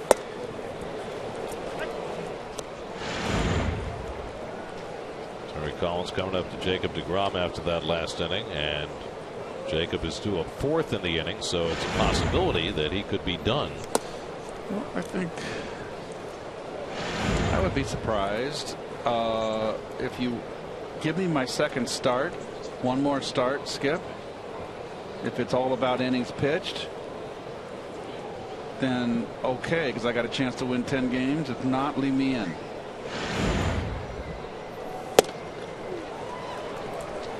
One and two to Neuenhuis. Well, it'll be interesting to see how the Mets handle this, because he is in line for the win. You could get him out of there after 81 pitches. Has his batting helmet on right now. But the way Terry had his lineup card in his hand as he was talking to him, as Neuenhuis goes around for strike three, it gives you the impression that they are considering hitting for him in this inning.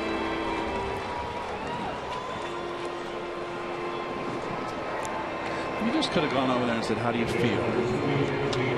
You know, just had a inning where he was taxed. You know, and the athlete's always going to say, "Hey, I'm fine." We'll see how it plays out. Here's Anthony Recker, who has singled and delivered a run with a sacrifice fly. Irvin Santana went 5 innings, allowed 5 runs and 6 hits, walked 2, struck out 3, allowed a home run. And now Jaime on in relief. The Braves needed 8 innings out of their bullpen last night after Mike Minor left the game with shoulder discomfort after just an inning. So they are a little taxed coming into today's game. And certainly would have liked to have gotten more than 5 innings out of Santana.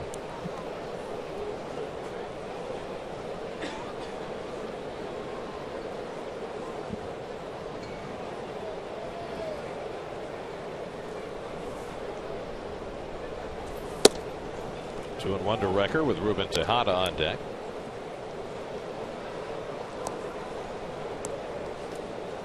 Milwaukee and Pittsburgh, a very low-scoring series, and again today. Brewers won yesterday 1-0. They are scoreless in the bottom of the 7th in Pittsburgh today.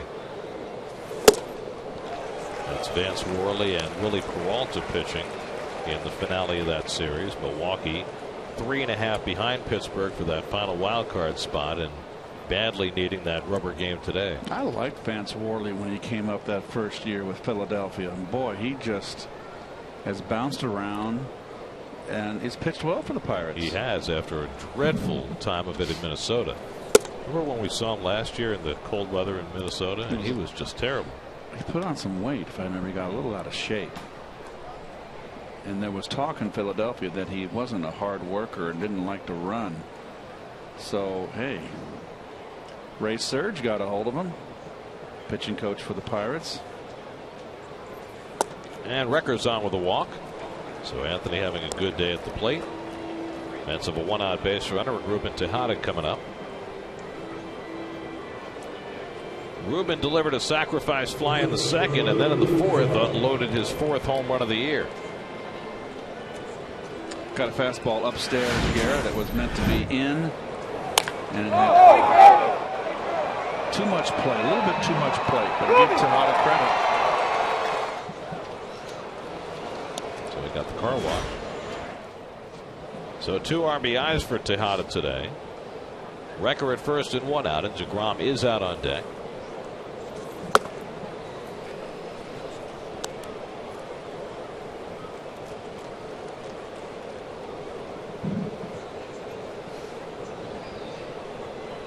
Daisuke Matsuzaka is up in the Mets bullpen, so it looks like Terry at least is keeping his options open as far as DeGrom is concerned. Well, he wants to have someone ready in case he gets in any trouble next inning.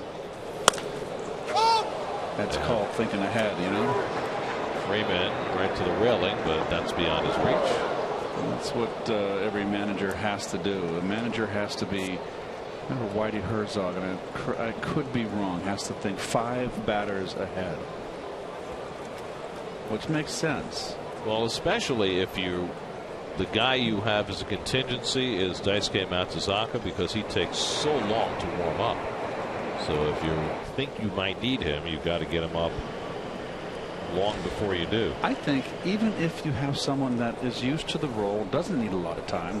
Recker runs. It's a hit and run, and Tejada has a base hit. Recker didn't realize it, but he'll still have time to get to third base. Recker went sliding into second base as he must have gotten deked. But a perfectly executed hit and run, and the Mets have first and third and one out. Well, there goes Recker, and he is not looking. And that's a straight steal. It wasn't a hit and run. So Tejada says, thank you very much. You kept me out of hitting into a double play and gave me a base hit. Why would Recker be trying a straight steal? He's feeling good. I guess. Feeling his oats. So DeGrom, you know what here? Is there any doubt in the manager's mind when you're a good hitting pitcher, you stay in the ball game? So we'll see how the Mets play it here. First and third and one out. And he's up there to swing, and he takes a strike. Well, Recker, you can steal, but you can take a quick peek back. So he didn't even look. Actually, the ball was close to hitting him, too, off the bat. That would have been embarrassing. That would have. Recker has one stolen base this year, so you're certainly not expecting him to be looking to swipe one, but it all worked out. Well, I'm looking down at Tim Tuffle to see what he's expected to do. The one thing you don't want here is the double play ball, and he shows bunt as Jaime throws to first base. So it appeared as though the sacrifice was on, just trying to get Tejada to second. We'll see if they switch it up now.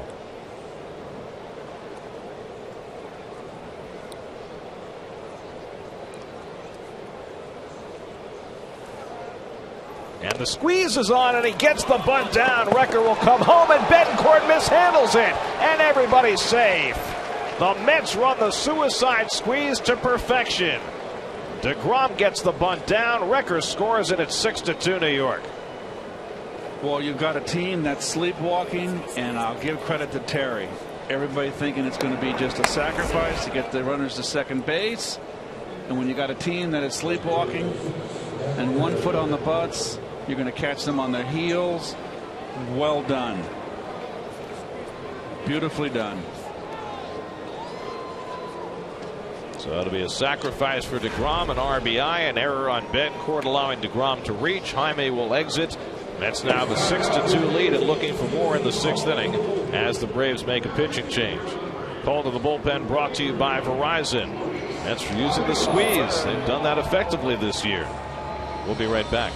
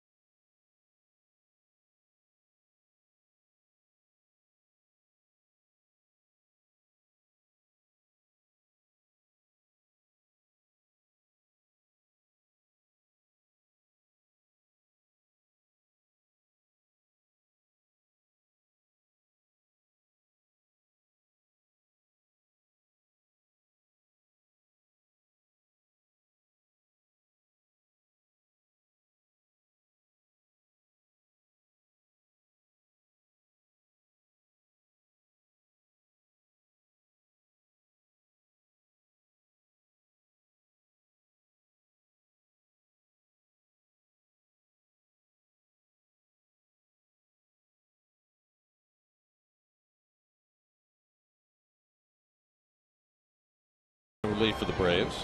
Well, Avilan had a terrific year last year, not such a good one this year. Pitched in the first game of the series. Gave up a couple of bullets, a 2-run single to Eric Young, and a line out to Daniel Murphy in that game. He comes in here to face Den Decker. A run home in the 6th on the squeeze bunt by DeGrom. Well, it's caught the Braves by surprise, thinking a regular sacrifice. And DeGrom scoring around early kind of makes it look like it's just a sacrifice, and then there you go, sneak attack. That's a nice ruse right there. Yes, it is. Very well done. And Betancourt, for all your kids, you've got that big old catcher's mitt. He gets charged with an error because he tried to scoop it up one-handed, and you can't with that big old cumbersome glove. The error allowed DeGrom to reach. He's at first, Tejada at second. Den Decker, a double and a walk today. He's 1 for 2. Scored a run. And it's inside. 2 balls and a strike.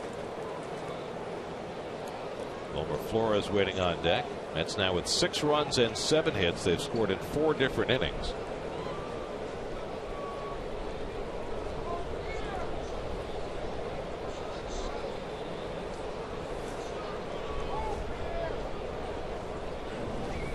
Den Decker swings through the fastball. 2-2.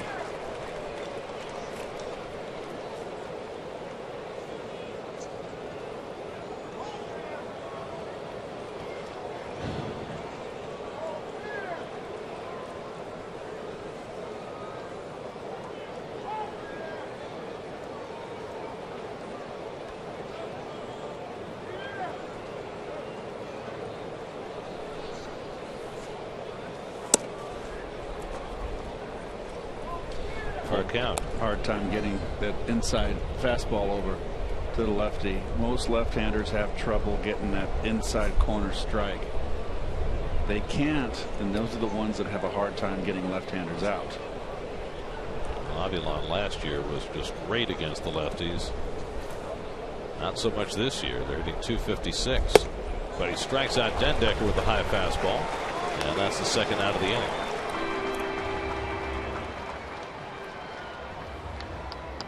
So now 2 out of 2 on, and Flores coming up.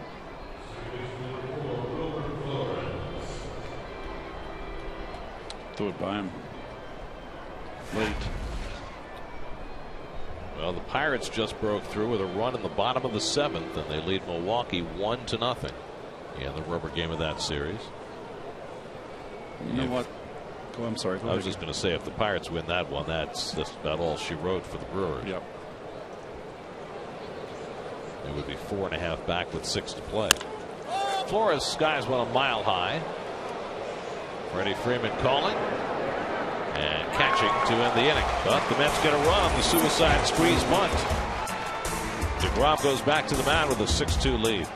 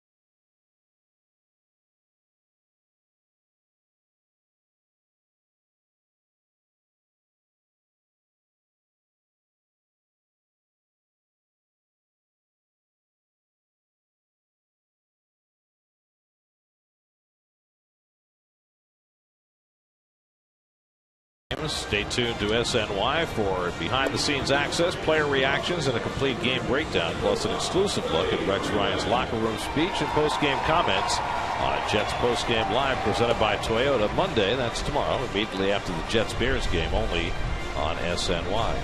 Drive Around the Majors brought to you by Cadillac. Mets will be going to D.C. starting Tuesday night. The Nats leading the Marlins 2-0 as they continue to vie for the best record in the National League. The Royals up 2-1 on the Tigers. That game's in the fourth inning now in Kansas City, and the Dodgers just got a Matt Kemp home run in the third and lead the Cubs 4-1 in Chicago. That's Matt Kemp's second home run in that series in Chicago. He has really heated up late in the year. He certainly has. And you know what? The Mets are going to Washington from here, and Washington has something to play for. They're not just gonna lay down and just kind of rest. They want the best record.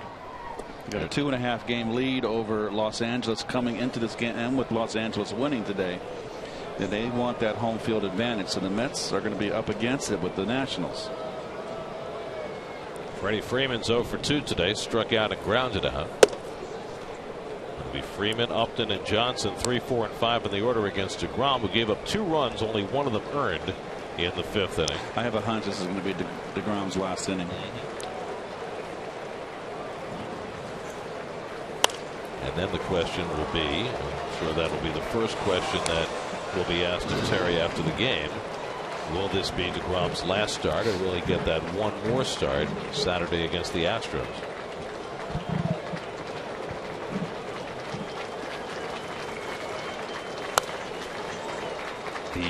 The opposing pitcher for the Astros on Saturday is likely to be the former Met Colin McHugh, who's pitching today for Houston against Seattle, and has been absolutely on a roll coming down the stretch.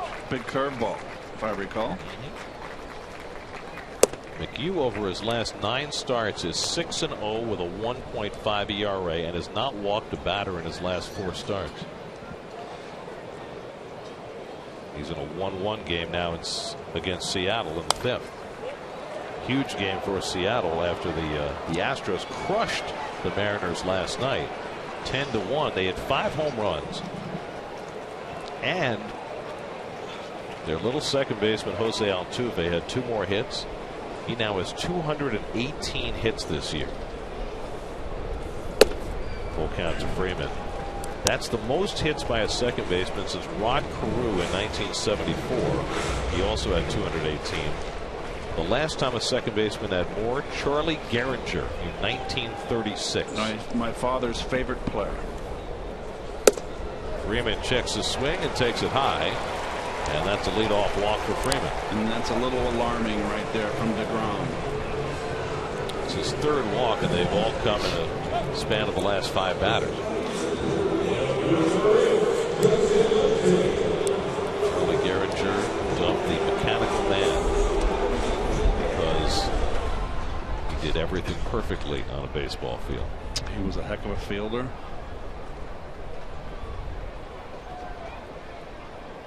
And obviously a great hitter. Yes. Hall of Famer. Justin Upton is 1 for 2. He had the first Braves base hit leading off in the 5th inning. That's made 2 errors in that 5th inning. DeGrom's given up only 2 hits, but he's walked 3 now to go with his 10 strikeouts, his 4th double-digit strikeout game. Out to Granderson, and Curtis puts it away, 1 out. Jeez, I tell you, I'm sorry. You hit a fly ball to the outfield, and it's routine. Okay, fine. You don't have to really bust. You got a runner in front of you, but you go touch first base. You don't make a right-hand turn 3/4 of the way down the line.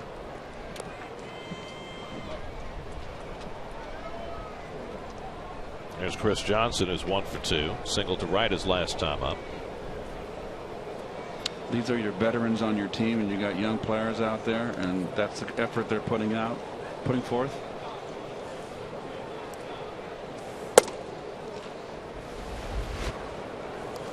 You've got to get, okay, it's an out. You got a runner in front of you. At least touch first base. Well, there's been a lot of conversation here in Atlanta about a lack of leadership in the Braves clubhouse.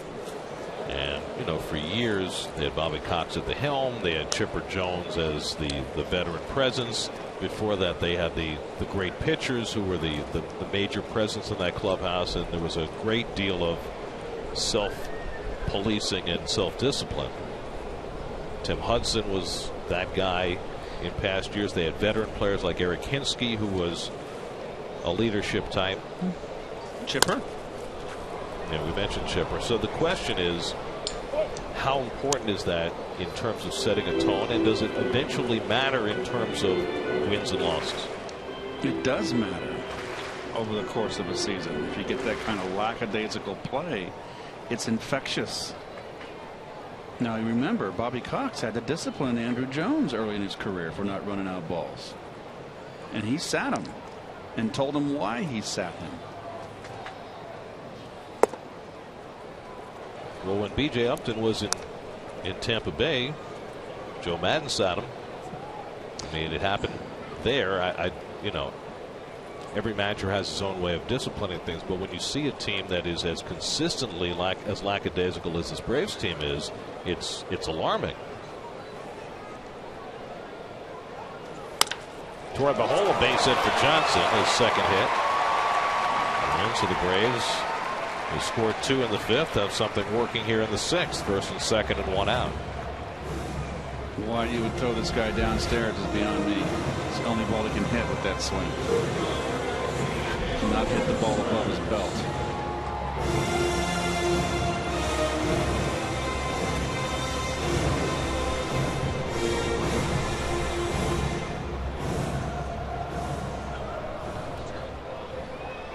Third hit against DeGrom. 2 on for Simmons, who hit a slow ground ball to short that Tejada booted for an error that brought in a run.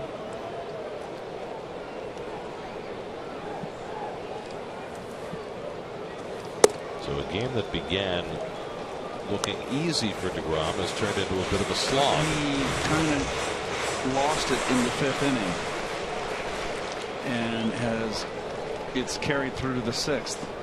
He needs a double play right here, obviously.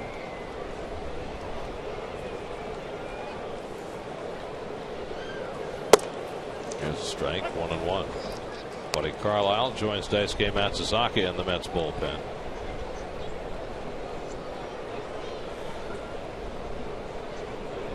DeGrom about to throw his 99th pitch of the afternoon. The hard and fast limit for the Met pitchers coming down the stretch has been 110. This is low, 2-1 to Simmons.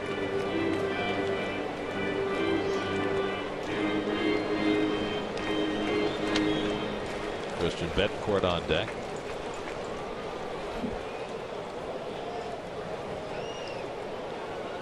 Freeman at second, Johnson at first, and 1 out.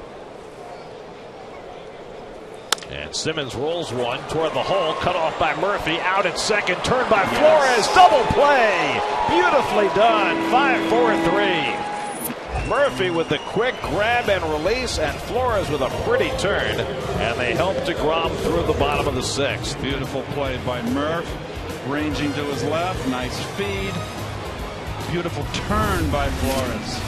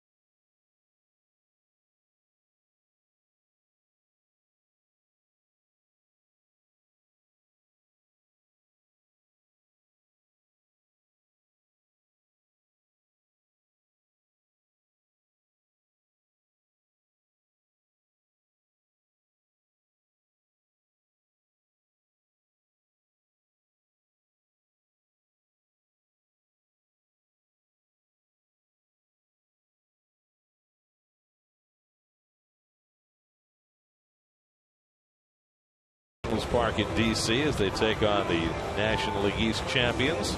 Bartolo Colon opens the series against Tanner Roark Tuesday night. 6 o'clock the coverage right here on SNY. As the Mets begin their final week of the season. Jacob DeGrom got through the 6th with help of the double play and gets the handshakes. 100 pitches, 6 innings. That's going to be all for DeGrom. And now the question post-game will be, does he get another start or does he not? Does he get a chance at 10 wins? So with the 6 innings, he's now at 140 in the big leagues this year. It was a struggle for him. Well, but like you said, Gary, like one game, that third start he had where he didn't have it, and he worked through trouble. He had it early, the first 4. But he really worked through some jams in the final 2 frames. Daniel Murphy leading off in the 7th inning against Luis Avilan, who got the final 2 outs in the 6th.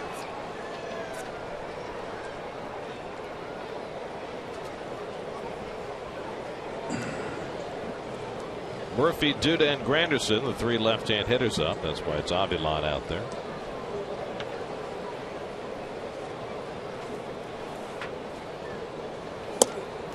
Curveball misses. Ball and a strike. Actually, that was a fastball, Gary, and yet another fastball that is way off the plate inside against lefties. So for me, I'm looking out over the plate on this guy. And where's the catcher set up? Away. And he comes upstairs with the fastball. 1-2. Let's see. DeGrom had 38 minor league innings this year, to go with 140 big league innings. So that's 178. Last year he threw 147. So it's an increase of about 30 or so innings. Oh, curve. Well, I don't know. What's your gut feeling? You think they'll give him another start or not? My gut feeling is niet. They're going to want to start Montero.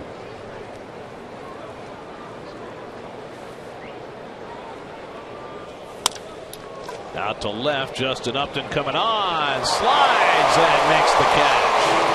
Nice play by Upton to retire Murphy.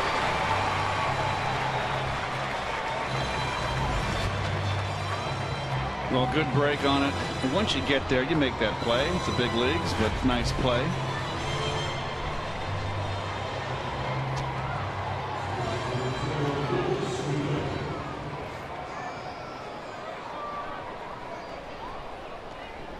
So 1 out in the top of the 7th. Now Lucas Duda, who rolled a broken bat single through the right side his last time up. 1 for 3 on the day.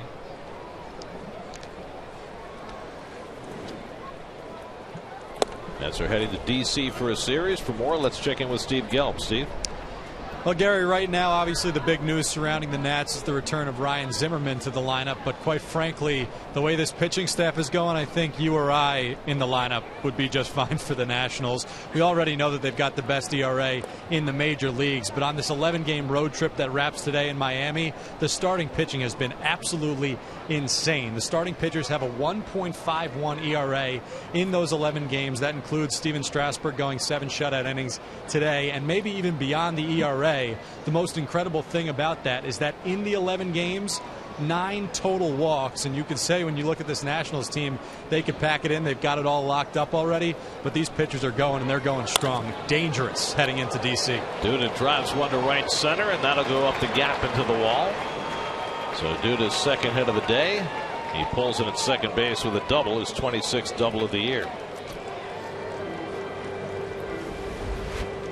Very nice. Out over the plate. Got a left-hander that can't throw an inside strike to a lefty, and you just look out there because he's going to have to set his sights to make the adjustment by coming out over the plate more, Gary, and more inclined to make a mistake out there. And if they can't throw a strike on the inside corner, and I haven't got that strike today. Well, where's he going to go then? He's going to try it on the outside corner. It's a beautiful thing. So here's Granderson with Duda at second and 1 out. Curtis 1 for 2 in a walk. He scored 2 runs. want to go back to Steve's report about the national starters because they all have been so good. And as they head toward the postseason, they've got a big decision to make. I mean, clearly Strasburg, Zimmerman, Pfister are going to be in the postseason rotation. Then they have to decide who's going to be the fourth guy. Is it going to be Tanner Roark or is it going to be Gio Gonzalez? Well, I do think that what will be taken into consideration is they'll look at what Gonzalez's body of work is against whoever they're matched up with. If it's a predominantly left-hand hitting team, then you're going to go with Gio. If it's a predominantly right-hand hitting team, you don't know. You know, Gio is a little bit temperamental, and you don't want to ruffle his feathers. I was going to say there are a lot of considerations there. Roark's had a better year. Gio's got postseason experience. But the postseason experience that he had 2 years ago, he kind of melted down, and it cost the Nationals in the end. So it's a really tough call. And I think you're right. It may depend on who they play.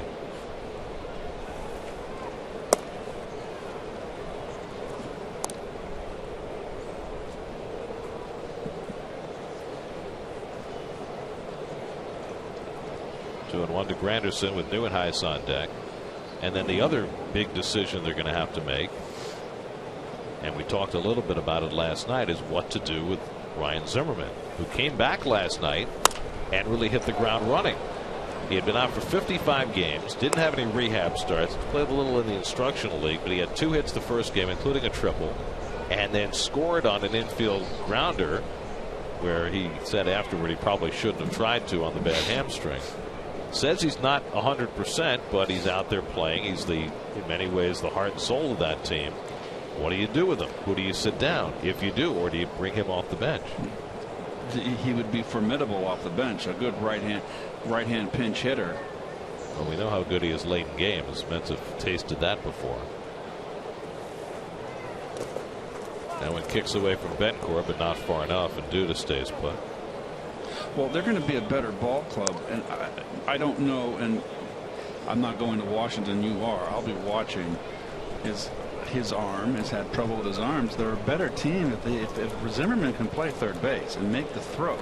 They're a better team with him at third and moving the youngster over to second, back to second base. And then you're sitting down Cabrera, and I think that might hurt you defensively at 2 spots. I think Rendon's better at third than Zimmerman. I think Cabrera's better at second than Rendon. There's ball 4, and Granderson's on base for the 3rd time today. It's a very tough call. I mean, what they're doing this week, and this is not what they're going to do in the postseason necessarily, is they're going to play Zimmerman primarily in left, and they're going to move Bryce Harper around in the outfield. I just wouldn't want to break up that outfield. I mean, if you're going to play, you talk about defense, you're going to put Zimmerman out there in the playoffs in left field and expect him to be comfortable out there defensively. I mean, you're weakening your defense. It's quite an outstanding defensive outfield with those 3. And I think that's the bottom line. If you play Zimmerman, wherever you play him, you're weakening your defense. I mean, you got Denard Span, who's had himself a fantastic year. You lose your leadoff hitter, a guy who can steal bases. You have 2 corner outfielders, and Harper and Worth have terrific arms, terrific defensively. Span is definitely not a liability in center. Plays a good center field. If I had to guess, my guess would be that Zimmerman will come off the bench unless they face a lefty, and then he'll start either for Harper or for LaRoche. Pulled down to first. Freeman goes to second with it. Gets the return in time for the double play. 3-6-3 double play. Nicely turned with Simmons making the hard throw in the middle.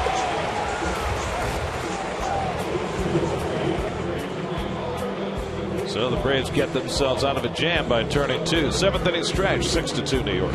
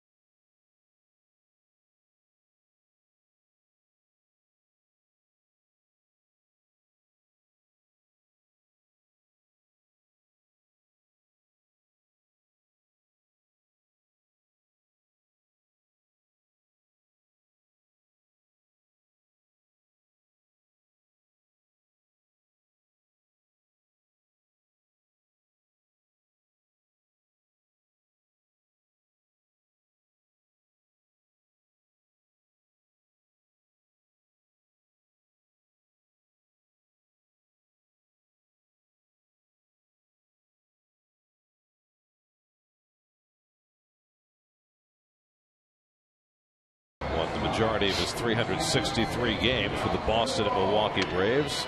That's Warren Spahn. But in 1965, and this is our Coors Banquet timeless moment, Warren Spahn pitched for the Mets wearing his familiar number 21.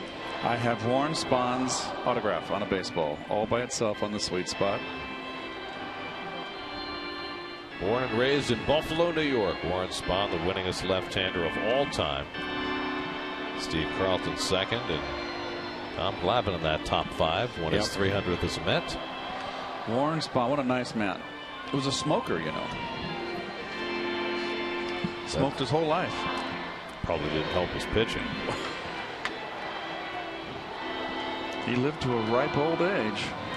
Buddy Carlisle on in relief for the Mets as we go to the home 7th inning. So Jacob DeGrom's day is done. Now the question is his season done? DeGrom threw 100 pitches today, went 6 innings, allowed 2 runs, only 1 of them earned on 3 hits, walked 3 and struck out 10. His 4th double-digit strikeout game. Well, the bottom third of the order for Carlisle, who is only going to be asked to have pitch 1 inning to get it to the 8th. Off day tomorrow for the Mets. It'll be Familia and then Mejia, I'm sure. I don't think they're going to use Mejia today because he pitched last night. I think if the Mets have a save chance, it'll be Familia in the ninth. So somebody else is going to have to fill that gap. By the way, DeGrom with his performance today lowered his ERA to 2.63 and has a chance to have his 9th win. So if indeed his season does end today after 22 starts and the Mets win the game, he would be 9-6, 2.63, and that would be a nice collection of numbers for the Rookie of the Year voters to look at. 144 strikeouts to go with 43 walks. Only 116 hits and 140 innings. All very, very impressive numbers for the rookie right-hander. Carlisle worked in the opening game of the series, got the final 3 outs on Friday night in the Mets' 5-0 win. They're coming to face Christian Betancourt in the home 7th. Meanwhile, in Kansas City, the Royals have gone back in front of the Tigers 4-2. That game's only in the bottom of the 4th inning. Must-win game for the Royals. What's going on in that Pittsburgh game? Pittsburgh is up 1-0 in the top of the 9th. So they're just 3 outs away. Yep. Betancourt fouls one back to our right. Betancourt, B.J. Upton in the pitcher's spot for the Braves in the home 7th.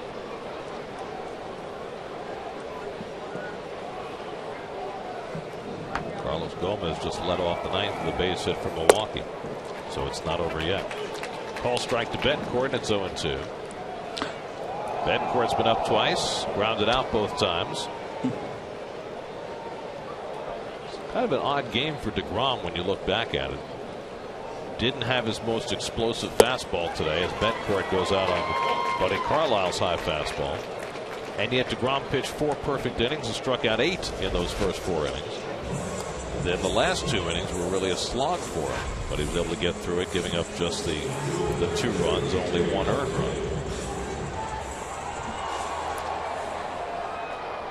Now it's B.J. Upton with 1 out. Upton has struck out and walked today. Ramiro Pena has come out on deck to be a pinch hitter. Carlisle, who spent the bulk of his journeyman career in the big leagues as an Atlanta Brave, returning here to Turner Field and having success in this series. But he has been invaluable. You know, you talk about the way the Mets have rebuilt their bullpen, and certainly as that foul ball catches the home plate umpire Andy Fletcher, certainly the emergence of Mejia and Familia and Black takes center stage. But the jobs that Carlos Torres and Buddy Carlisle have done have been invaluable in terms of stabilizing that bullpen.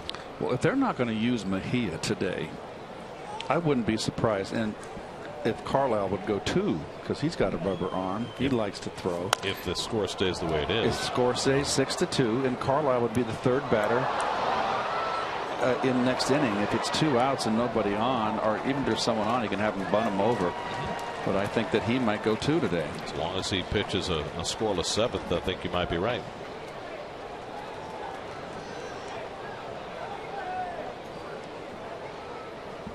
Oh, 2 to Upton, and BJ takes it high. Josh Edgin up alongside Daisuke Matsuzaka, who's already worked a complete game in the bullpen. Daisuke warms up more than any reliever you've ever seen or ever will. Struck him out. Back-to-back strikeouts for Buddy Carlisle as he gets Upton. 2 out and nobody on.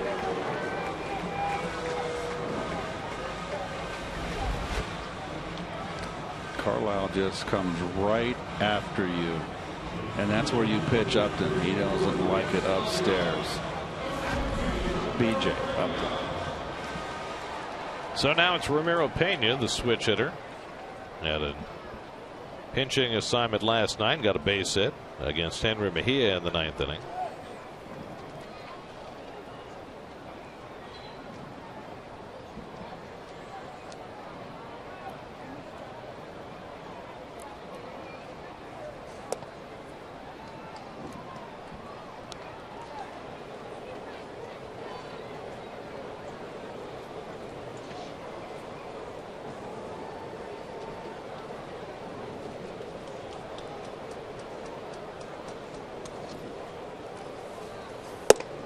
Pena turns away. 2-0.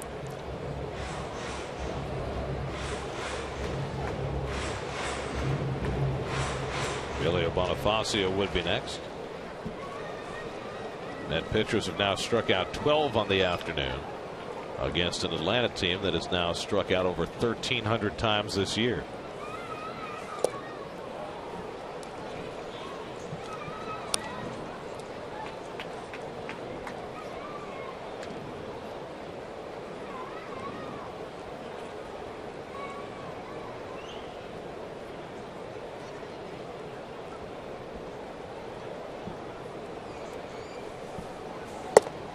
There's a strike. 3-1. Meanwhile, in Houston, Seattle took a 3-1 lead on Colin McHugh and the Astros, but Houston came back with 3 runs in the bottom of the 5th to knock out Hisashi Iwakuma, and now Houston leads Seattle 4-3 in the bottom of the 5th. Spoiler. Wow. That's on the inside corner, a full count to Pena. So big doings in a lot of different places today. Kansas City still up 4-2 on Detroit as they go to the 5th. The Dodgers up 4-2 on the Cubs as they play in the 5th at Wrigley. Oakland plays later this afternoon against the Phillies. Pena drives one deep right center. Back goes Neuenhuis near the wall, and it's off the fence. And Pena pulls into second base with a 2-out pinch hit double. It was a home run by much. Well, that sounded good off the bat, didn't it?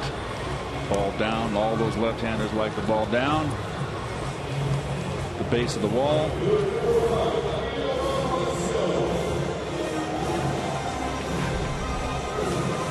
So the Braves have just their 4th hit of the afternoon. Pena at second and 2 out, and Bonifacio the batter. Bonifacio has struck out, flied out, and walked 0 for 2. The Mets 6 runs and 8 hits. The Braves 2 runs and 4 hits. Buddy Carlisle working in back of Jacob DeGrom.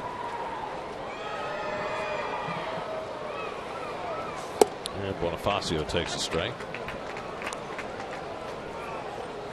By the way, in that Philadelphia-Oakland game this afternoon, 2 former Met farmhands who never played for the Mets go head-to-head. A.J. Burnett and Scott Kazmir. Okay.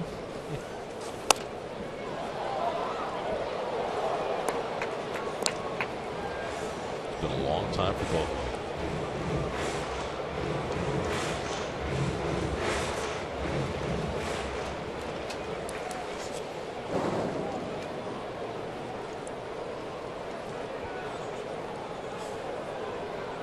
The Nats won their game. They beat Miami 2-1. Steven Strasburg got his 13th win, and they let Soriano close today. He got the save. Check swing foul. So the Nats sweep that series from the Marlins, who have just gone completely backwards since Stanton got hurt. I mean, it just took all the life out of their season. And not incidentally, the biggest bat out of their lineup. just hope that he's going to be okay next year.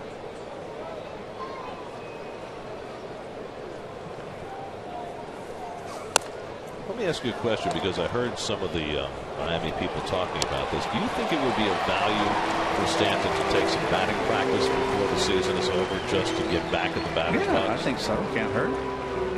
And I don't think they're talking. We were talking with Jeffrey Loria actually, but he had a special helmet made for him. If you're throwing BP, they're not going to hit him in the head, for crying out loud. You're going to goose it in there. I think get him back in the box, see the ball again. Yes. Friendly fire. Just to be able to go into the offseason without. Well, you can also hit in the offseason too. Right. Because BP's BP, Gary. But I wonder, would it be beneficial to have maybe like in spring training, a major league pitcher throwing batting practice, just to? No, I wouldn't. I'd let him take BP. Just let him chill out.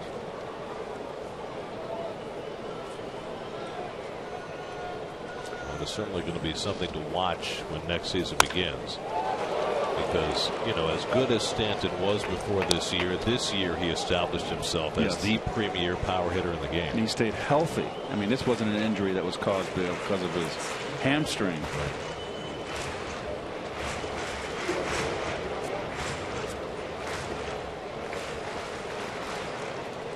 Every time Bonifacio, it doesn't matter what uniform Bonifacio has on, he's always a little pesky against the Mets. Playing with his 7th different major league team at age 29.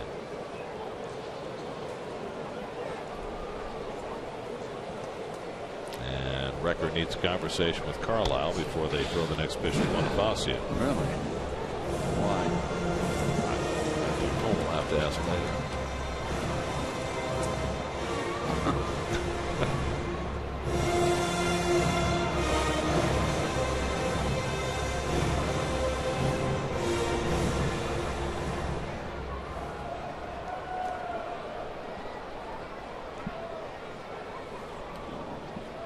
Pena, the runner at second with 2 out. 1-2 to Bonifacio.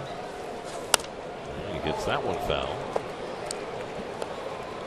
Carlisle having trouble slamming the door on this inning. Bill Goslin, the number 2 hitter, is on deck.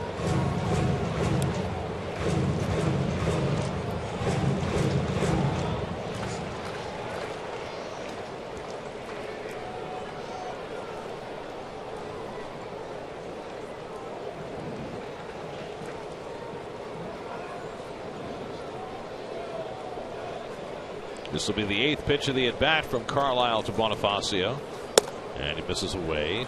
2-2.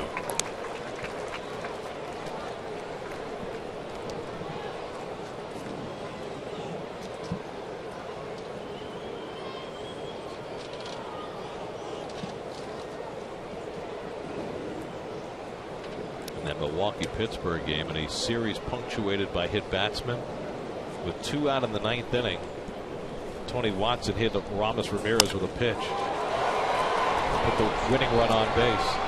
Flight out to center, and Neuenhuis grabs it to end the inning. That bears watching. Those teams, they don't like each other.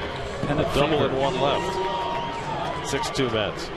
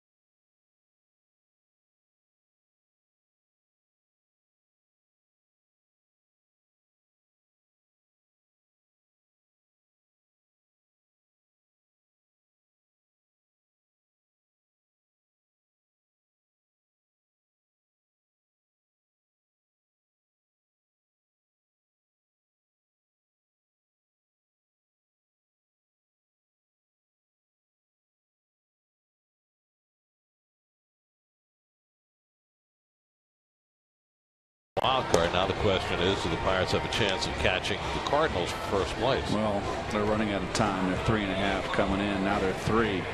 Cardinals win tonight. It's just another tick of the clock, you know. Rookie right-hander Gus Schlosser comes on to pitch for the Braves in the 8th inning. Well, Schlosser, did he pitch in this series? No. He has not. Single ball pitcher. Mets saw a little bit of him earlier this year. Gus Schlosser. It's one of the hardest names to say in baseball. I think we resolved the last time we saw him that we'd call him by his proper first name, August. August Schlosser. It's not that much easier to say. Very German. Anthony Recker leads off and takes a strike. Recker a single, a sacrifice fly, and a walk. He's driven in a run. He's scored a run. Well, who was the Latin player the Dodgers had? Oh, Aroe Barrena. Yeah. Airy spell, Aroe Barrena. Recker badly fooled. And it's 0-2. Ruben Tejada on deck, and then the pitcher spot for the Mets in the 8th.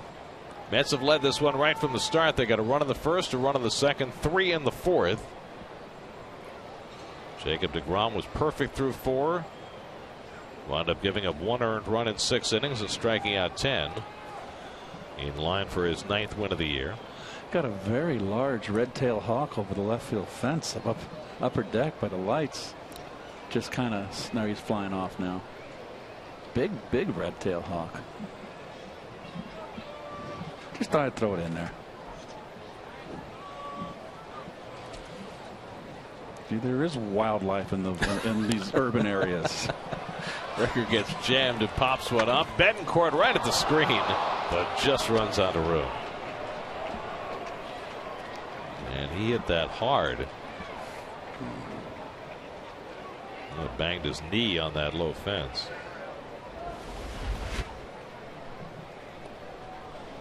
Yeah, but he hit it hard. It's padded. Trainer coming over to have a look. It's a jolt.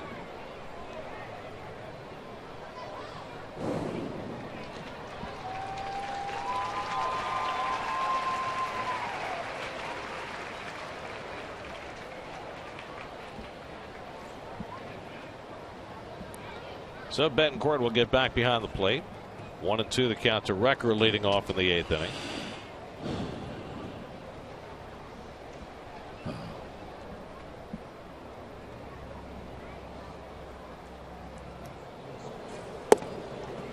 Where did that red-tailed hawk go? He flew off to the left. How did you know it was a red-tailed hawk? Because I saw his tail. It wasn't a white-tailed hawk. It was a red-tailed hawk. It was colorful. But it was many hundred feet away. No, it was. You'd be surprised. I can still track them. I'm good at tracking moving objects. So birds are like sliders. Is that what you're saying? I just didn't know you were such an avian enthusiast. Love birds. Do you have a favorite bird? No, they just make nice noise. No, they're nice to have in the backyard. And Bob White. When I used to run, and everybody runs with their music on, you kind of like tuning out. You run through Central Park, listen to the birds. Such a man of nature. We found your hawk. There it is. Very good. Camera crew there. White belly. See, it's not a white tail, so it's got a red tail. Very nice. Only here.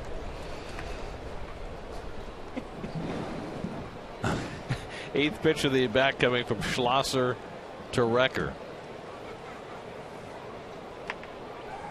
And Anthony chops one foul, and he'll keep it going.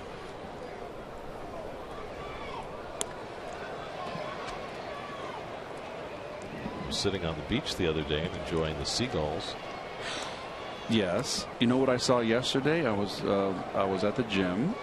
Or was it? Yes, not yesterday. Obviously, I was here. Thursday, I worked out. I flew in here Thursday night. Recker pokes one into right field, and that'll land for a base hit. So Recker's fine day continues, now 2 for 2. Now you will find this of interest, and so will you Met fans. is that one of the plumbers, near the gym, there's Schiavone Plumbing, and they were looking up when I was leaving, and there was a bald eagle, and they say they've spotted a lot of bald eagles in the Hamptons. They're coming back, and sure enough, it was a bald eagle, which was really great. Do we have many bald eagles in the East? I don't think so. So what I'm sure in the old days they were, but it was certainly a bald eagle. Glad to hear, because they've been endangered. Right. It's nice. Absolutely. It's a national symbol. Yes. Ruben Tejada flies one out to right center, and Bonifacio gets over to grab it. 1 out. New York Mets baseball on SNY is brought to you by Citi. Every time the Mets hit a home run at Citi Field, Citi will make a $2,000 donation to a local community partner, courtesy of the Citi Thank You Home Runs from Community program. By your Tri-State Cadillac dealer, visit CadillacTristate.com to search local offers and to find a local dealer near you. And by Delta. Delta has the only outdoor airport lounge in New York. Delta, keep climbing. After all, if you keep climbing, you'll see more red-tailed hawks and bald eagles. Yes. Bobby Abreu up to pinch hit, batting for Buddy Carlisle. And Abreu takes a strike. So we'll see who will pitch the 8th inning for New York, with Mejia apparently unavailable today. Looks like Carlos Torres again. Well, if it's a day ending in Y, Carlos Torres is available. That shot toward the hole, and Abreu's got himself a pinch hit single. Well, Abreu's just been around too long, too smart. You got a submariner out there, right-hander. He's going to throw that sinker away. And he goes right with it. Now, the reason why the other submariner is the closer for the Marlins, and that's Steve Cishek. And he's had a lot of success because he's one of the few submariners, Gary, right-handers that I've seen that can consistently throw inside to left-handers. He's worked on it, and that's been a very good weapon for him. Does not allow the left-hand hitter to lean out over the plate. Now Dendecker shoots one down to third, but right at Johnson. Low throw, but handled nicely by Goslin. They can't turn two, but that's a terrific play by Goslin to save Johnson an error. Well, he could have tagged third and gone to first, but this ball just was a bullet. Tough break for Dendecker. Well struck. But just this is it's hot corner right here. Just a nice play. And another nice play by the second baseman there, Goslin, to scoop it. So runners at the corners with 2 out, and Wilmer Flores the batter. Wilmer's gone 0 for 4 today. Started the day with a 7-game hitting streak. Mets with 6 runs and 10 hits this afternoon. And backhanded by Betancourt, ball 1. Backhanded with a runner on third.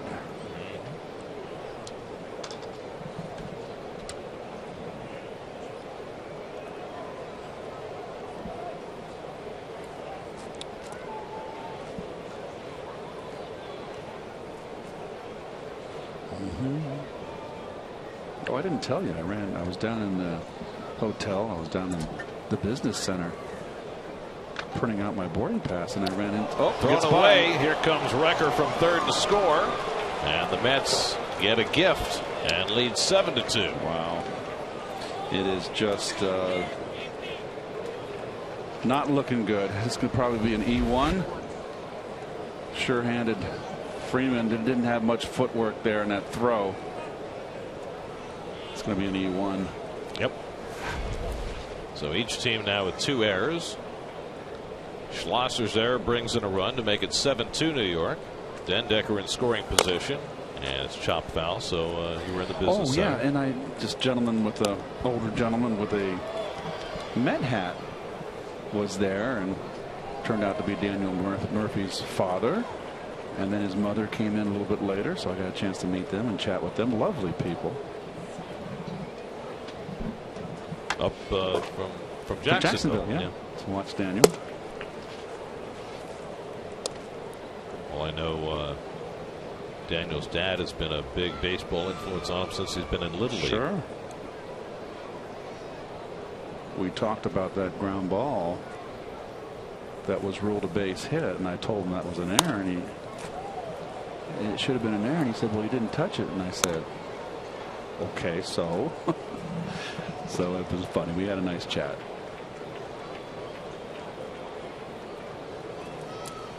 We've had a nice round of meet the parents this year. We haven't have. we? We had the Dudas in L.A. Yep.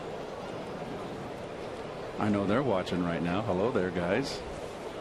2-2 to Flores, and the breaking ball popped up into shallow center where B.J. Upton waits for it, and that retires the side. But the Mets get an unearned run in the top of the 8th and expand their lead 7-2 heading to the bottom of the 8th in Atlanta.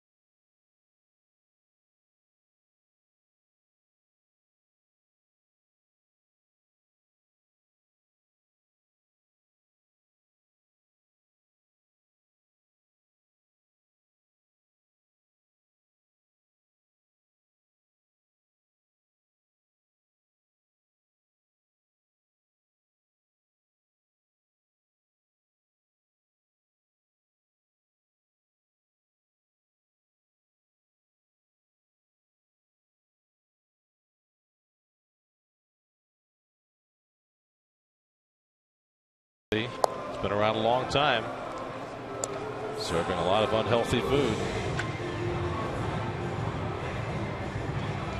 Move fast there. Daisuke Matsuzaka is going to come out of the bullpen for the Mets to pitch in the bottom of the 8th. Well, why not bring him in here? His 32nd game. Looking for a quick inning here. 80 innings pitched on the year. Did some starting. It's an interesting, and look at the batting averages, 214, 211 on the splits. They don't hit him, but he does tend to walk too many people, and he gets to those 3-2 counts. He likes to nibble a little bit too much to my liking. It's been 10 days since Daisuke has been in the game. In fact, he's only pitched in one game in the month of September. He had a little bit of an elbow problem that set him back, was not able to warm up properly. So he got in that one game against Washington and pitched 3 very nice innings. That was on the 11th. And now 10 days later, here he is to pitch in the bottom of the 8th inning with a 5-run lead. Phil Goslin will lead off. Goslin has been up 3 times and struck out all 3, so he's trying to avoid the dreaded golden sombrero. He hasn't looked good today, and they like him. They say he's a player. He knows, he plays a lot of positions. They said he, baseball wise, has great instincts. It's whether he'll hit or not. Freddie Freeman on deck, then Justin Upton in the home 8th, and Goslin goes after the cutter, and he misses 1-1. Buddy Carlisle worked a scoreless 7th inning with a couple of strikeouts after Jacob DeGrom went the first 6. And Daisuke ahead on Goslin, 1-2.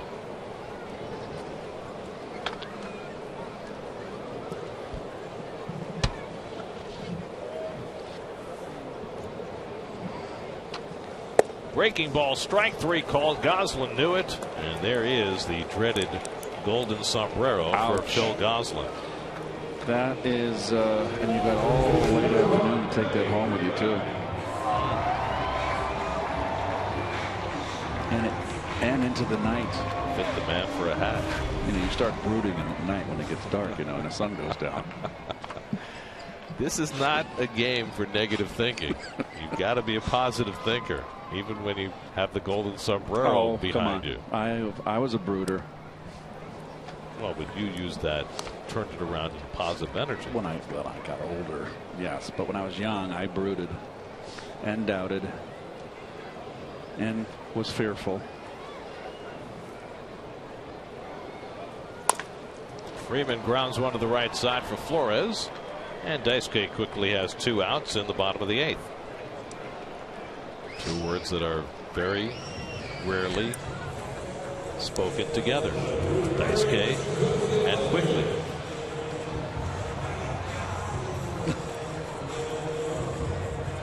So 2 out and nobody on. Now Justin Upton, who's 1 for 3, singled and scored a run in the 5th inning.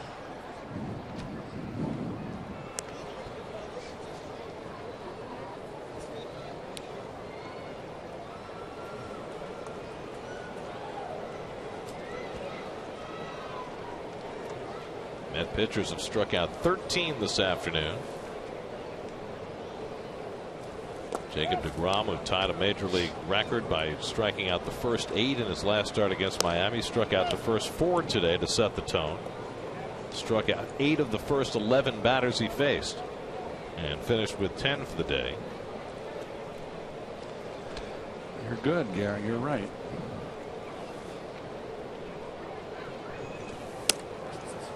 Recker fails to catch it. 1-1. Well, the Dodgers aren't home free. Remember, they blew a 5-run lead yesterday. Well, the Cubs are coming back. It's now LA 5, Cubs 4 as they go to the 6th. The wind is blowing out in Chicago, and there is never a safe lead.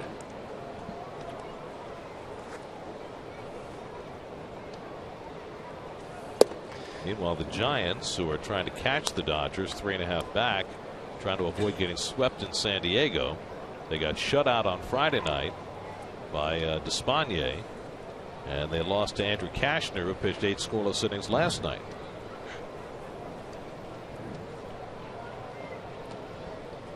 And they're just underway, no score in the 1st at Petco Park.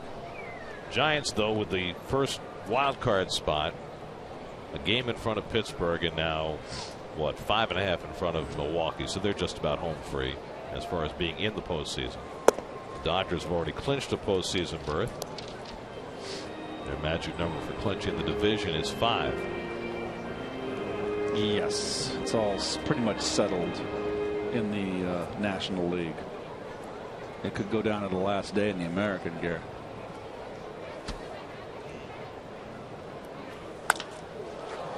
Upton skies one to right, and Granderson settling under it. Through the sunglasses, finds it. 1-2-3 inning for Daisuke Matsuzaka in his first outing in 10 days. We go to the 9th. Mets looking for a sweep, up 7-2.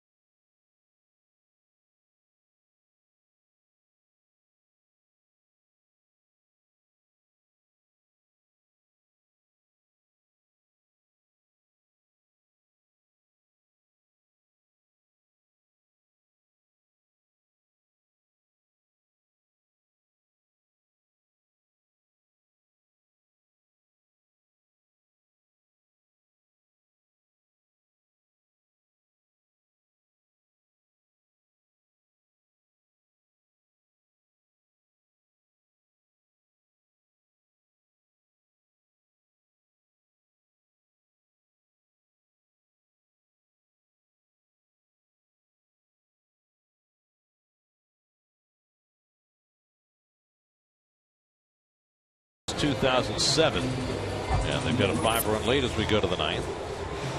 Mets will have 3, 4, and 5 in the order coming up. Murphy, Duda, and Granderson against Gus Schlosser, who threw in his warm-up pitches, then had to wait for Justin Upton to emerge from the dugout.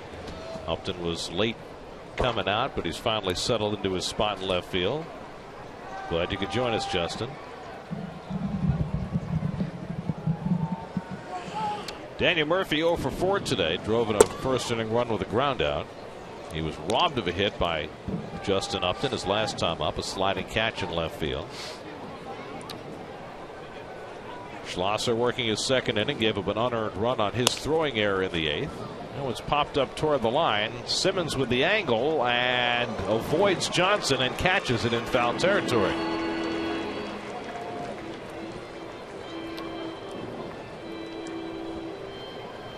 Let's check in with the studio, see what's coming up on WB Mason postgame live. Jonas Schwartz and Jim Duquette, guys.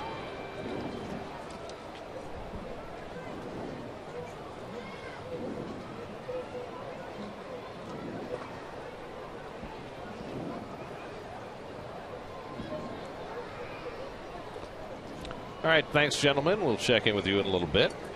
Here's Lucas Duda with 1 out and nobody on. Lucas a single and a double today, 2 for 4, and takes a strike from Schlosser. Well, it was a game of very little consequence other than one issue. This was the game at Yankee Stadium today between the Blue Jays and the Yankees. Masahiro Tanaka returned to the mound for the first time since he hurt his elbow. And he went 5 2/3 through 70 pitches, allowed 1 run. The Yankees won the game 5-2, but I think that's a huge step forward as far as the Yankees being able to breathe a sigh of relief about Tanaka's health going forward. What a bright star he was the first half of the season. What a huge loss when he went down. On the way in that game also, Brian McCann, the former Brave, hit 2 home runs. They've been waiting all year for that. Yeah, they have.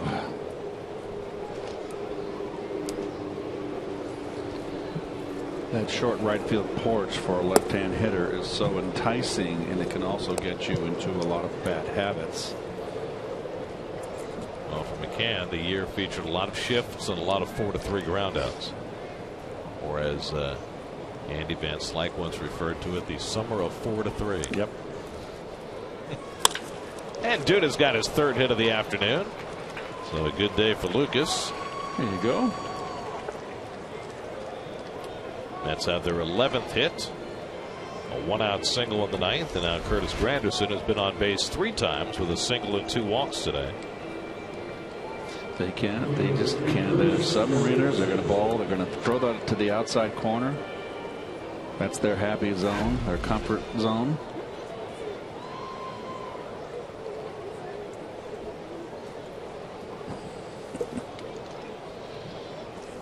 Interesting to watch in this series. The Braves defense playing basically straight up against Granderson the entire series. Team's been shifting against Curtis for most of the year. But in this series, Granderson has driven 2 balls to left center. And he would be nice for him to see it do it here with a sinker baller, submariner. And he laces one into left center for a base hit. So there you go. So Granderson on base for the 4th time with his 2nd hit of the day. And the Mets continuing to have a fine offensive afternoon.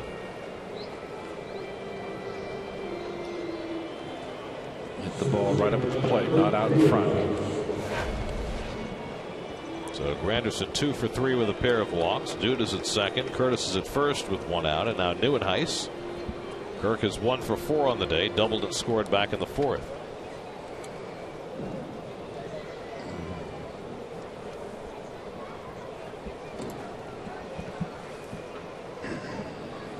Keith, you mentioned that hotly contested American League wildcard race. Oakland started the day in the top spot, a half game in front of Kansas City and a game in front of Seattle. Oakland just started with Philadelphia. They're tied 1-1 in the first, and now the A's just went up 2-1. And Neuenhuis has himself a base hit. Duda goes to third, takes a turn, and heads on home. Granderson will be held at third. It's a double for Neuenhuis, his second double of the day. And the Mets now lead at 8-2. So Kirk Neuenhuis with a pair of doubles, both hit to the opposite field. No activity in the Brave bullpen, and Schlosser, did I pronounce that right? Schlosser has to finish this game. And if you're a left-hander, that's all you got to do is use that left center field.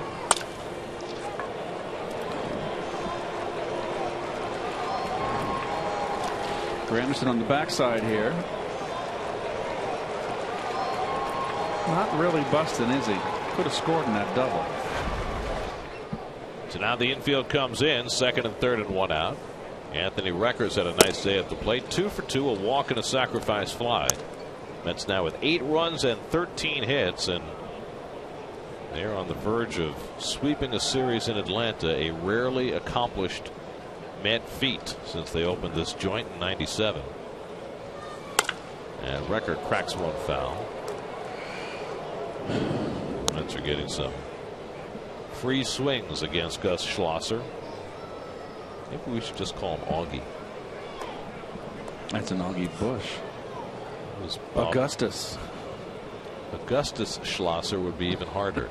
But Augie Schlosser, you can almost say that without your tongue tripping. And Recker finds the gap in left center, and that'll bring in 2 more runs. Granderson and Neuenhuis come in. Recker with his third hit of the day, a 2-run double. And the Mets having a field day, now leading 10-2 at Turner Field. And it looks pretty apparent now that the Mets are going to close within a half game of the Braves for second place. And Schlosser just throwing up some grapefruits. So Recker 3 for 3, a walk, a sac fly, 3 runs batted in on the day. Guy only gets to play once a week, and he's really taking advantage of his chances, hasn't he? Has his average up back over 200 for the year, which is a nice thing for him. I think he's already established himself as the Mets backup for more than a while. He works hard. He keeps himself in great shape.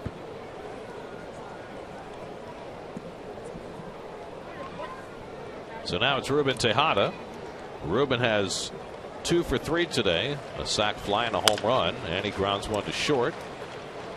And Simmons throws out Tejada for the second out as Recker goes to third. Coming up tonight on Geico Sports Night at 10:30, Jets review, Jets preview, Giants review, and pants shopping. Pants shopping. Pants? Pants? Why? I don't know. Well, you know those old ads. Pants, pants, pants, pants, pants. So we got a second pinch hitter in the inning. Juan Centeno will be the pinch hitter. No, excuse me. That was last inning. Forgive me. This game is moving along swiftly. So Centeno will get the opportunity to get a turn at bat. Brought up as a September call-up. He's had 22 big league at-bats this season. If we remember, Centeno began the season with the Mets and got some playing time early in the year. Last season, he achieved a bit of notoriety as the first man to throw out Billy Hamilton trying to steal in the major leagues. Plenty more have followed him. One thing about Hamilton, you know, he's put up the big base stealing totals, but he has been caught more than a few, yes. To the point where his percentage is hovering right around 70%, which is not outstanding for a base stealer. To figure that as his career goes along, he'll be a bit more judicious about when to run and when not.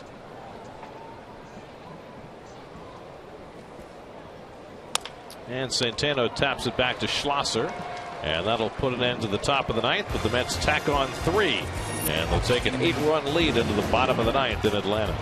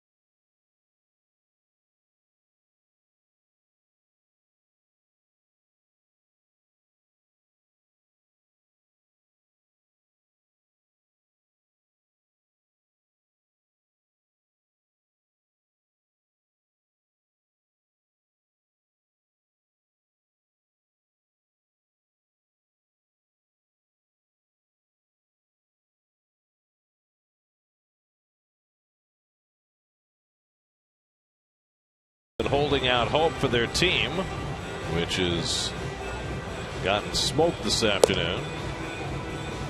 Eric Goodell will try and put on the finishing touches for the Mets today. Well, it's 5th game. Goodell with the changeup. That seems to be the pitch that he likes to throw. Really haven't seen a lot of him enough. He's come in here in these situations, getting just a little, get his feet wet in the big leagues. It's been 8 days since Goodell was in a game. After Daisuke Matsuzaka, who had pitched in 10 days, worked to 1-2-3-8. Kid's got an idea how to get those dance moves going. There we go. Yeah. You think? They've been practicing. Well, a little bit. It's questionable.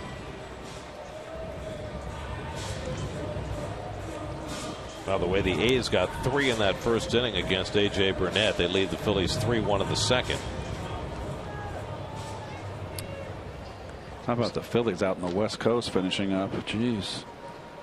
Well, they've made the most of it. They've certainly made the A's life difficult. Chris Johnson is 2 for 3. He leads off in the last of the ninth. And takes up and in for ball 1. Johnson, Simmons, and Betancourt due up for Atlanta. As the Braves' miserable September continues. They're going to fall to 4-14 this month. Johnson pops one up. Granderson calling as he comes on. And puts it away, 1 out. So Goodell gets his first out. And now he'll face Andrelton Simmons. Mets are off tomorrow. They'll be back in action Tuesday night in Washington. 3 more road games to go. All at Nationals Park Tuesday, Wednesday, Thursday nights. And then the Mets are back home for the final weekend of the season. Friday night, Saturday night, and Sunday afternoon against the Astros. They're co-expansionists. Where Gary and I will lead all you Met fans off into the fall and winter. Set you off. Tejada to his left, runs it down, and throws out his counterpart Simmons. And on 3 pitches, Goodell has the first 2 outs in the ninth. Now, if the Mets keep winning, something that nobody deemed likely could actually happen. The Mets still have the possibility of having a winning season. Yes, they do. They would have to win out to do that. They can do it. They got Washington. We'll see. But they certainly have completely outplayed the Braves in this series. They've outscored Atlanta 19-4 in the 3 games. If you're into run differential. I am not. The Mets now have a positive run differential for the season. I'm into win-loss differential. Well, there'll be 4 games under 500 after today as Betancourt skies one to center. Neuenhuis is there to grab it, and that'll do it. A 1-2-3 ninth inning for Eric Goodell to put on the finishing touches. Jacob DeGrom gets his 9th win with 6 innings and 10 strikeouts. Ruben Tejada hits a long ball. The Mets get 14 hits, and the Mets sweep a series in Atlanta for the first time since 2007 as they overwhelm the Braves 10-2. Well, they are a half game behind the Braves now for second place, and this was a big 14-hit attack.